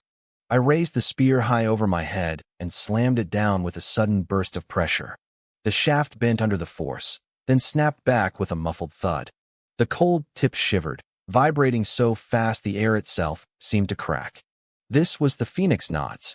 It used the physics of leverage to its absolute limit. It wasn't just a smash. The way the spear shaft curved and then whipped straight created a high-frequency vibration, acting like a jackhammer. In this wasteland, that vibration was enough to shatter a mutated beast's skull, armor, and all. I moved on to other forms. Iron Ox leaves the ground was a brutal strike aimed at the lower body to knock a beast off balance. Sweeping grass to find the snake was a wide, horizontal cleave meant for crowd control. With my current strength, these wouldn't kill a high-level monster instantly, but against a human opponent, they were lethal. But the move I obsessed over most was the turnaround spear. It's a classic in every story, but in reality, it's a desperate, final trump card. The first time I tried it, my form was pathetic. Instead of a sharp thrust behind me, I ended up swinging the spear in a clumsy circle as I turned. I knew I had to master this. My physical vitality was still low, and exposing my back to a mutated beast was a death sentence. I needed a move that could turn a retreat into a kill in a split second. For 3 days, I lived with that spear in my hands. Every time I practiced, I felt my power delivery become more precise. Normally, a person with 20 points of vitality could punch with 200 kilograms of force. But with the spear channeling my entire body's momentum, I could double that impact. On the 3rd evening, I stood in the courtyard and pivoted. My body twisted, and the spear lashed out like a dragon snapping its head back to bite. Before my shoulders had even fully turned, the tip was already driving forward, straight and true. The 3-meter shaft didn't wobble an inch. It was as steady as a rock. If I ran into that mutated wild dog again, this one strike would be enough to end it. I wasn't bragging. In this world, life and death are decided in a heartbeat. I settled into a new routine. Half the day practicing spear techniques, the other half hunting in the wild forest. But the beasts near the outskirts were thinning out. All I managed to find was a single mutated field mouse. I knew I had to go deeper into the forest. There was no other way. I didn't have a powerful family to back me. Even if I got into a martial arts academy, I'd likely just be assigned to the city guard after graduation. Was I really going to risk my life just to end up standing at a gate, saluting rich city folk like a glorified security guard? That wasn't the life I wanted. Coming home one evening, I ran into my father and third uncle returning from the fields. I had told my father to rest for a few days, but it was useless. To a man who had spent his life in the mines, resting for more than a day felt like a crime. They had been picking up odd jobs and helping in the fields just to stay busy. The residential area near the city walls was starting to feel alive. Smoke rose from chimneys as families prepared dinner. My father and uncle were covered in mud and exhausted, but their eyes weren't as hollow as they used to be. I smiled and waved, walking over to join them. But as my father walked past a group of well-dressed women, one of them recoiled in disgust. "Look at all that dirt. You almost touched my clothes," she shrieked, frantically patting her dress. She looked at my father with pure, unhidden contempt. My father froze, looking confused. I didn't touch you," he stammered. He looked around at the wide road, wondering how he could have possibly bumped into her. The women burst into mocking laughter. "Even if you didn't touch me, stay away. I can smell the pour on you from here. That stench never washes off." My father flinched. He lowered his head and stepped back instinctively. It was a habit born from years of hunger and mockery. He was used to being treated like trash, but I could see the flicker of pain in his eyes. We were all working the land. Nobody wears silk to the fields. Why was he being singled out? The woman didn't stop. She puffed out her chest, looking down her nose at him. "What? You think it's a lie? Look at everyone living here. We all pay our taxes with credits or grain. You refugees? How could you possibly afford rent? Where did that money really come from?" They sneered, knowing their husbands were in the city guard. Because of that, they only had to pay 30% of the grain tax. They didn't have to work themselves to the bone just to stay hungry like we did. In this wasteland, there is no such thing as kindly neighbors. They had spent the last few days digging into our background, looking for a weakness. I stepped forward, my face cold. "You want to know where our rent money came from?" The women jumped, startled by my sudden appearance. I still smelled of mutated beast blood, and the sharp, lethal gaze I'd developed from hunting made them lose their breath. They looked like they were about to choke. But my father grabbed my arm, pulling me back. "Forget it, Your Honor. Let's just go home." He knew these people had connections. If we offended them, they could fabricate a crime and make our lives a living hell. As he pulled me away, I could hear their hushed venom behind us. Where did that wild brat come from? He thinks he's a hunter? He'll be dead in the forest within a week. I heard they're trying to send one of them to the martial arts academy. A family of peasants? They probably haven't even tasted meat in a year. My father remained silent until we pushed through our front door. His voice was hoarse with self-reproach.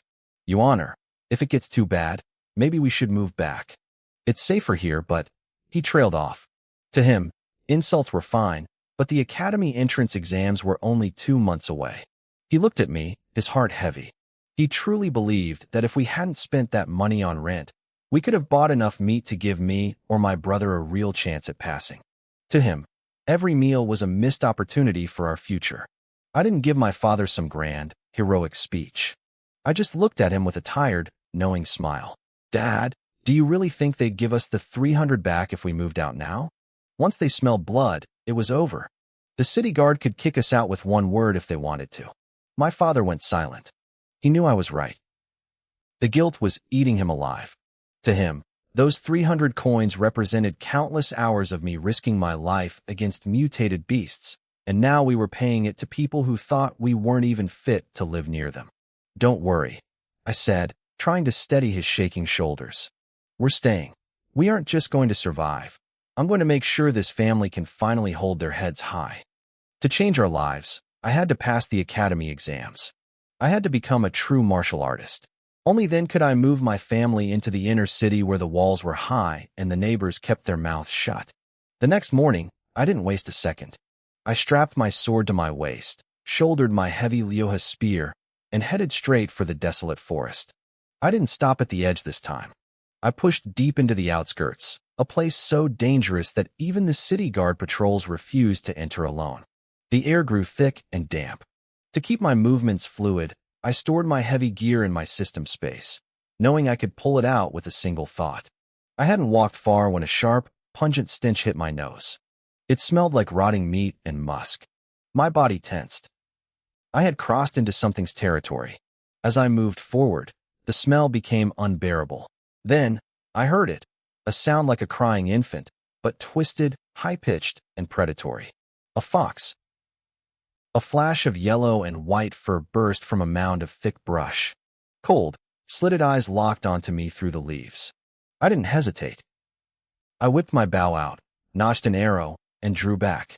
These mutated beasts were fast. The moment I saw it, it had already sensed me. Asterisk whiz. Whiz. Whiz. Asterisk. My arrows flew with pinpoint accuracy, but the fox was unervingly quick. It used the trees as cover, blurring left and right. Out of 3 shots, only 2 hit. One arrow buried itself deep into its left eye. The beast let out a shriek of pure agony, but it didn't slow down. If anything, the pain made it faster. The creature was over 2 meters long, a mass of lean muscle and fur charging straight at me. It was slightly weaker than the mutated dog I'd fought before, but twice as agile. I knew I couldn't win a fair fight at this range. As the fox leaped, closing the last 5 meters, I reached for the axe at my waist, looking like I was bracing for a desperate melee. It was a feint. Just as the fox lunged, my hand snapped away from the axe. In a blur of light, the 3-meter-long Lyoha spear appeared in my grip. I lunged forward with everything I had. The spear tip hissed through the air, a cold gleam aimed at the beast's throat. The fox tried to twist mid-air, its hind legs churning to change direction. It was fast, but physics was faster. The spearhead buried itself into the base of its neck. Hot, dark blood sprayed across my face. The force of the impact was massive. I felt the shock wave travel up the shaft, sliding me back half a meter and carving grooves into the dirt with my boots. I didn't give it a chance to recover. I twisted my wrists, spinning the spearhead inside the wound like a drill. More blood erupted, and I felt the resistance of bone and sinew grinding against the metal. But the fox wasn't dead. Ignoring the massive hole in its neck, it swung a heavy, furred paw toward my skull. My heart hammered against my ribs. I saw the shadow of the claws and reacted on pure instinct, an instinct honed by thousands of mental simulations. I ripped the spear out just as the blow whistled toward me. If I lost my spear now, I was a dead man. I barely managed to hoist the shaft over my head to block. Bang! The strength was staggering. Hundreds of kilograms of force slammed into the spear, bending the wood and sending a stinging vibration through my palms that nearly turned my hands numb. I didn't even have time to use a redirection technique. I was sent flying backward, my boots leaving the ground. Before I even landed, the fox was on me again. One eye was a bloody ruin, the other was filled with murderous intent. It bared rows of jagged, yellow teeth, its neck still gushing blood. I was mid-air, my arms flung back from the impact, my grip failing. I couldn't get the spear back in position in time. In desperation, I grabbed the axe from my belt and hurled it at the fox's face. Clang! The fox swiped the axe aside like it was a toy, sending it spinning 20 feet away. But the distraction worked. It broke the beast's momentum for just a second. I hit the ground, rolled, and immediately unleashed a flurry of stabs. The fox circled me, growling, its fur standing up like needles. We were at a stalemate. The 3-meter reach of my spear was the only thing keeping those claws away from my throat. Every time it tried to close the gap, I drove the spear forward like a striking cobra. I was exhausted, but my spear technique was at the mastery level. I didn't miss. The fox realized it couldn't get close, so it changed tactics. It backed away just out of reach and began darting side to side, leaping off tree trunks and trying to get behind me. It was waiting for me to tire, waiting for a single slow movement to move in for the kill. It leaped behind me, using a tree to spring into my blind spot. I spun, the long spear whistling in a massive horizontal sweep. The fox hit the ground and crouched, ready to spring the moment my swing ended. I saw the opening. I didn't just swing. I poured every ounce of strength into my right arm, whipping the Lyoha spear in a vicious arc that cut through the air with a roar. The fox flinched, unwilling to catch the blade with its neck again. The beast retreated, but as its hind legs touched the forest floor, it didn't stop. It twisted its body with terrifying agility mid-leap. While I was still committed to that massive leftward swing, the fox lunged toward my right side. It was a perfect trap. My momentum was carrying the heavy spear away from my body, leaving my entire right flank wide open. It was like throwing a haymaker punch only to have your opponent slip to the other side. The fox's jaws were wide, ready to crush my skull before I could ever pull the weapon back. To anyone else, this was a death sentence. I smelled the creature's rotting breath as it closed in. A cold smile touched my lips. I didn't try to pull the spear back. Instead, I snapped my waist, channeling a surge of raw power from my core. The 3-meter Lyoha spear didn't stop, it accelerated. It became a blur of wood and steel, spinning in a full, lethal circle. This was the Panlong technique, the coiling dragon. The spear tip whistled through the air, trailing a faint silver light. Just as the fox thought it had me, the heavy head of the spear completed its rotation and slammed directly into the beast's face. The impact was sickening. Blood and fur exploded as the steel tore through flesh and cracked bone. The fox let out a pathetic, high-pitched shriek as the force of the blow sent it flying backward through the air. That initial swing to the left hadn't been a mistake. It was a setup.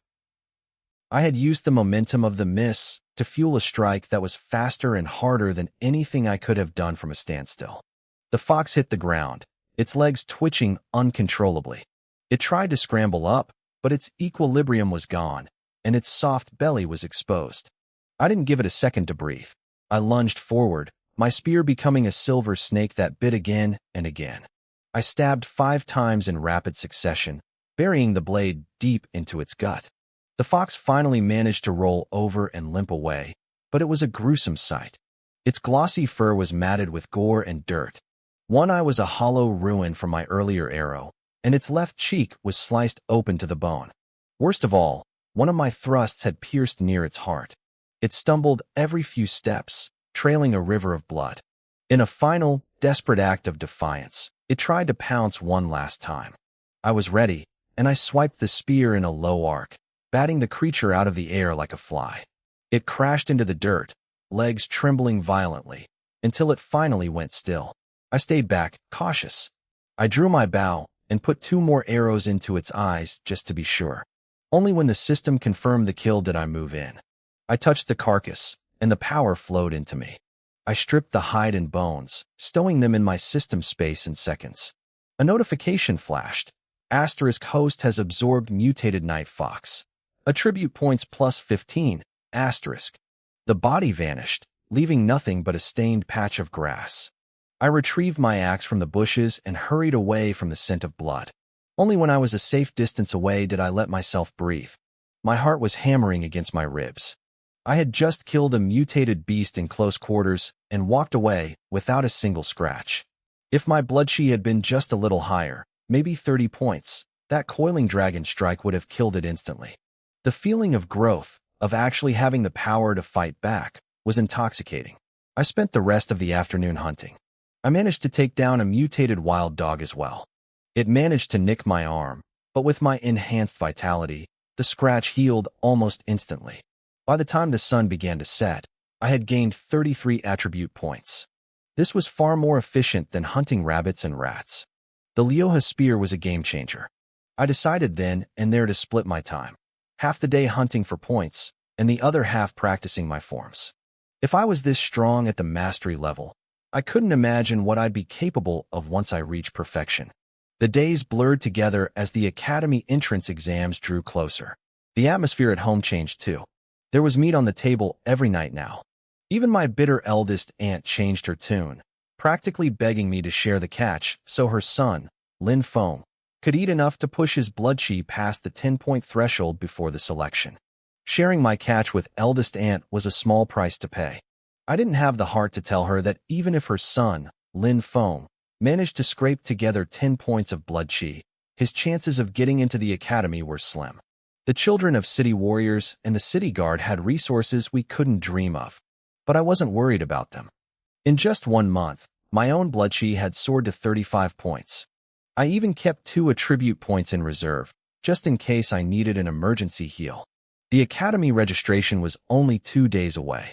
Late that night, I lay in bed, wondering just how brutal the entrance exams would be this year. Suddenly, a dull, heavy explosion shattered the silence. It wasn't right next to me, but it wasn't far either, maybe 2 rows of houses away. I bolted upright. I grabbed my bow and my spear in one fluid motion. Within seconds, the screams started. High-pitched, guttural, old, and young, it sounded like an entire family was being torn apart.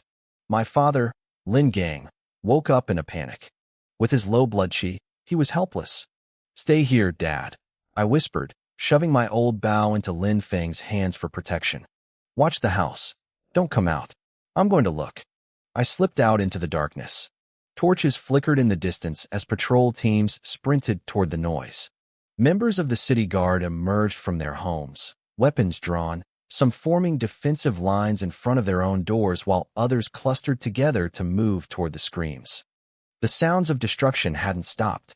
I heard the rhythmic thud of something slamming against walls and the screech of furniture being pulverized.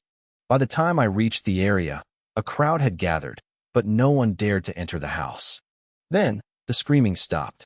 A terrifying sound replaced it, a heavy, scraping noise, like a massive, spiked body dragging across concrete. Everyone held their breath.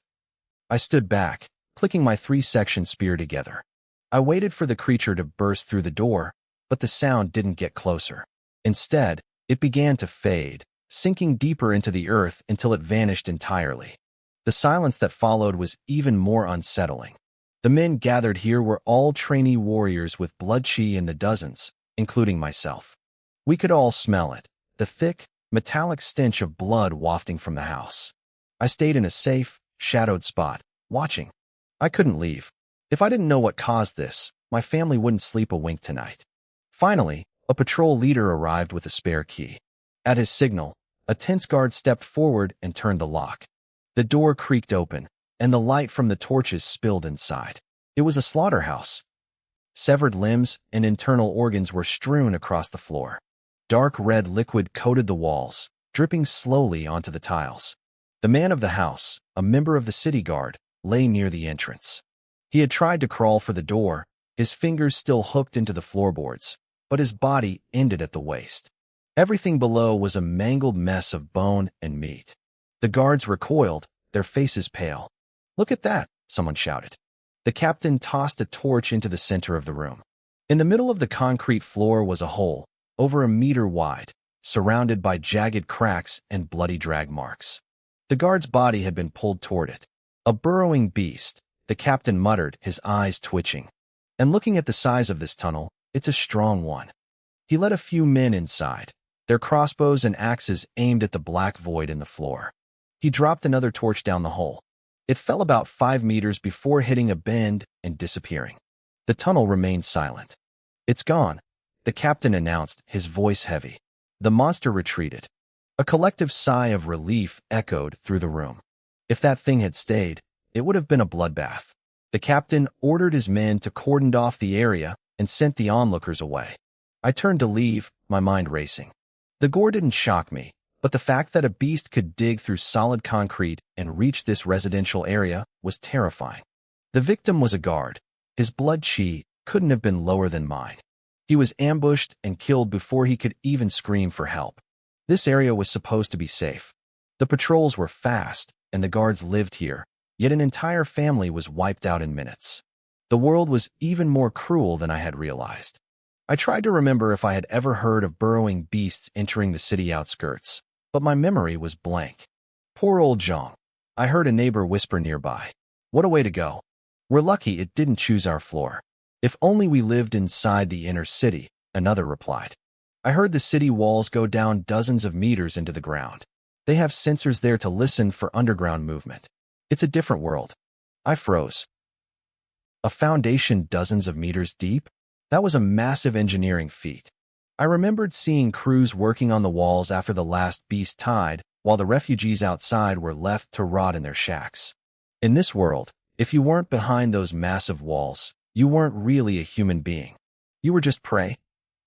I hurried home and did my best to comfort my parents. I told them the beast wouldn't come back with so many guards around, but I knew it was a lie. None of us slept. We just sat there in the dark, listening to the silence, waiting for the ground beneath us to break. I knew then that surviving wasn't enough. I had to get my family behind those walls. I had to get into that academy. The residential area of the city guard used to seem unreachable to us. We looked up to them like they were gods. But seeing that guard dead changed everything. Even the powerful could die easily. The next few days were restless for everyone in the village, but for my family, the hope of getting into the academy only burned brighter. Especially for me. I needed those resources.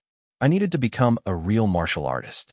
I woke up the next morning feeling surprisingly sharp. My blood chi was at 35 points now, so the lack of sleep didn't drain me like it used to. My mother had prepared a massive feast. She had taken the $100 I gave her for furniture and spent it all on meat. Real, succulent meat. Lin Feng, Lin Yuan, eat until you're full, she said, her eyes shining. You'll need every bit of strength for the selection. Lin Feng didn't need to be told twice.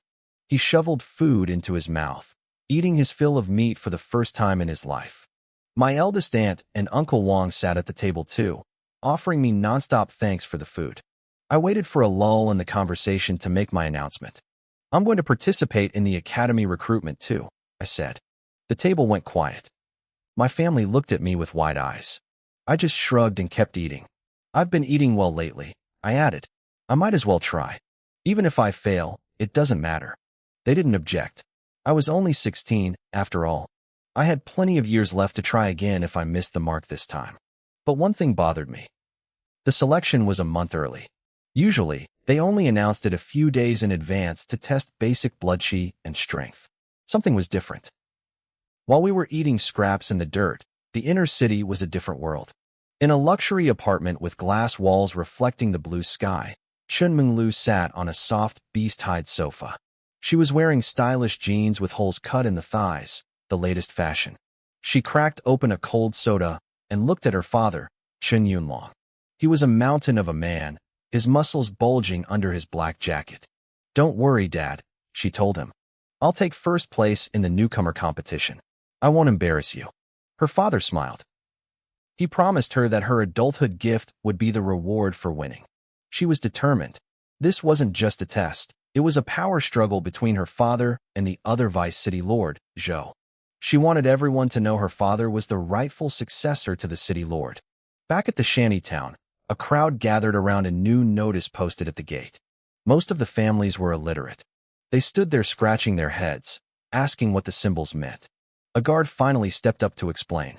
The academy is holding a knockout tournament this year, he shouted. Top 10 get prizes. Top 3 get even more. And the winner?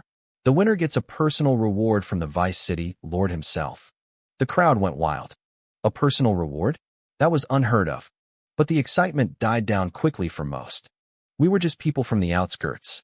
Our kids were meant to be guards, not champions. That top rank was for the children of the elite. I stood at the edge of the crowd and listened to a man whispering to his friends. I heard the two vice city lords both have kids entering the academy this year, he said, looking around to make sure no one was listening. This whole tournament is just a stage for them to show off. It made sense. It was a rigged game for the rich. Registration started at the city guard office. My parents were buzzing with energy. Lin Feng, this is it, my father said, his voice trembling with pride. Our family's glory depends on you. Lin Feng patted his stomach, still full of meat. Don't worry, Dad. Once I'm in, no one is taking our grain tax ever again. My parents looked at me next. Their tone was much softer, almost pitying. It's okay, Yuan. Just go and see how it works. Watch your brother and learn. I just nodded, keeping my face calm. I wasn't the weak kid who got pecked to death by crows in a field anymore. After everything I'd hunted in the wild, this school recruitment felt like child's play. I was curious about the rewards, though. I thought back to Chun Minglu, the girl who had given me those $2,000. If we crossed paths, it would be interesting. My blood chi was significantly lower than hers, but my spear technique had reached perfection. During our brief encounter, I could tell her technique was barely at the proficient level. I knew I could bridge the gap and beat her if I had to. But did I want to be that high profile? Even the powerful warrior I saw during the Beast Tide hadn't reached perfection in his skills. I decided to just play it by ear, one step at a time. I still didn't know what the actual rewards were. The prize for a commoner like me taking first place might be very different from what a wealthy heir would receive. My goal was simple: grab whatever money I could and see how things played out. Registration started in the afternoon. A crowd gathered at the office outside the city walls. A line of 15 young men formed, including Lin Feng. A massive audience watched from the sidelines. It wasn't just our neighbors from the residential area. Even the refugees from the slums had crawled out to watch. This was the biggest day of the year. One successful step today meant the difference between starving in the dirt and living a life of comfort. Looking down the line, I noticed something. Except for Lin Feng and me, no one else had patches on their clothes. The refugees recognized us immediately. They looked at the sturdy, well-fed frames of the other applicants, and then at Lin Feng, who was suddenly looking very small and nervous. "Name?" the city guard official asked, not even looking up. "Lin Feng," my brother whispered. He leaned in, his voice trembling. "Sir, is it true that 10 points of blood chi is enough to get into the academy? How many people are they taking this year?" The official frowned and looked up. When he saw Lin Feng's ragged, patched-up clothes, his face soured instantly. "How the hell should I know? We take the best of the best. You understand? Next, what's your name?" "Lin Yuan," I said. The official looked at my paperwork and froze. He squinted at me, his eyes full of disbelief. "You're only 16? "Yes," I replied. A mocking sneer spread across his face. The other guards nearby started snickering, their eyes full of contempt. Anyone could see from Lin Feng's shaking hands that his blood chi was barely hitting the 10-point minimum. Why else would he ask such a desperate question? And then there was me. Most people thought 18 was too young and wanted more time to eat meat and build strength. Yet here I was, a 16-year-old kid in rags, trying to jump the gun. The official scribbled our names down carelessly and pointed to the side. "Go over there and test your strength." We walked over to a specialized heavy bag. It was hooked up to a simple memory device that displayed the force of each impact. "Listen up," the official barked, glaring specifically at Lin Feng and me. "Line up. You strike the bag exactly like I show you. Don't hit it anywhere else. If you break this machine, you can't afford to pay for it." I stayed calm. Back in my old world, these types of strength testers were in every arcade to attract customers. In this wasteland, they treated it like a sacred relic. It was a crude way to estimate blood chi based on raw power. I'd heard the inner city had precision instruments to measure bodily functions, but those were reserved for the rich kids. Out here, this bag was the gatekeeper. First up, Zhang Chong. A short, stocky guy with a buzz cut stepped forward. He let out a grunt and threw a heavy straight punch. The bag groaned. Zhang Chong. Full power, 150 kilograms. Blood chi estimate, 15 points. The young man cheered, and his family standing outside the fence went wild. 15 points was well above the threshold. He was almost guaranteed a spot. Full power, 135 kilograms. Blood chi, 13.5. Third, Wang Hao. Full power, 144 kilograms. Blood chi, 14.5. One by one, the results came in. Most of these kids were the children of the city guards. The lowest score so far was a 12, and the highest was a 16. I watched them with a blank expression.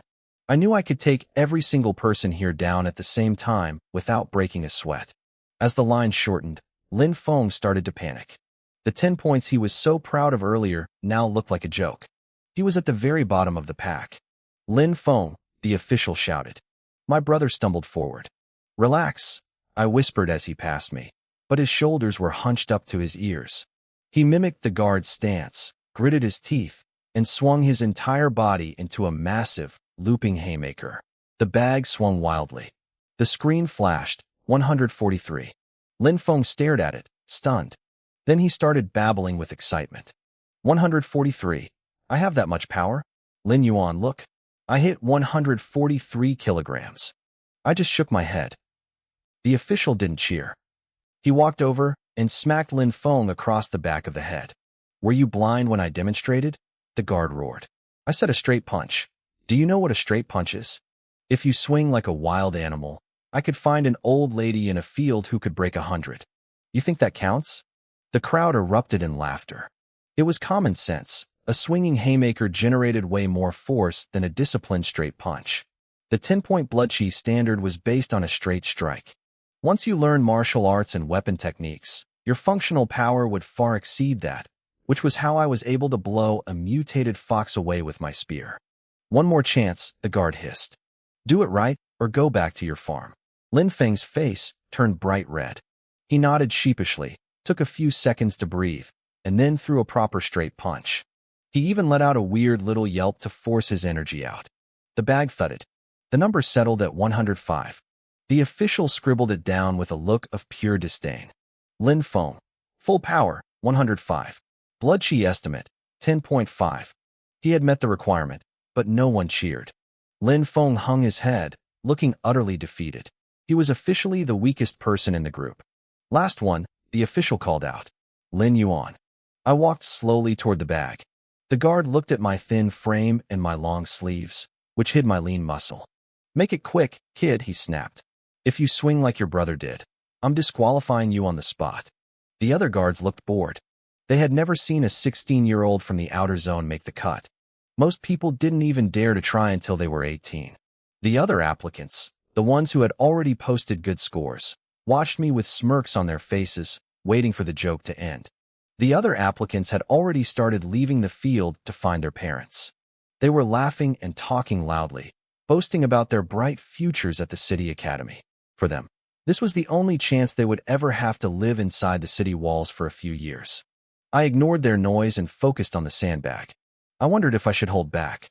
I didn't want to draw too much attention, but I needed a decent score. I decided to aim for something in the middle. If I ran into a tough opponent during the actual combat phase, I could always reveal more power then. If anyone asked why I was so strong, I had an excuse ready.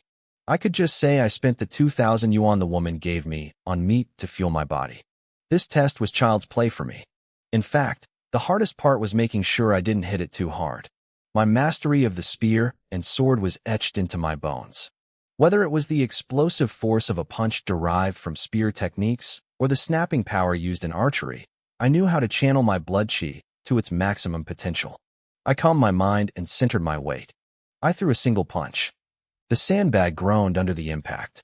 It swung back violently, the chain rattling against the frame. Lin Feng stared at the display screen, his eyes wide. He had no idea how high my blood chi actually was. Sure, I had been eating meat lately and hunting rabbits, but he had been eating better than me for years. In his mind, there was no way my foundation was stronger than his. The numbers flickered rapidly before finally settling. 152. The silence was instant. Lin Feng looked like he had seen a ghost. Even the guard, who had been ready to pack up and leave, froze in shock. He stared at the screen, then at me, as if he couldn't believe what he was seeing. He probably thought I had cheated or swung wildly like my brother, but he hadn't blinked. He had seen my form. I stood there in a perfect martial stance, balanced and controlled. The other guards were just as stunned. Their bored expressions vanished, replaced by looks of pure confusion and sudden interest. They looked at me differently now. In one single strike, the thin kid from the outer zone had just shattered everyone's expectations.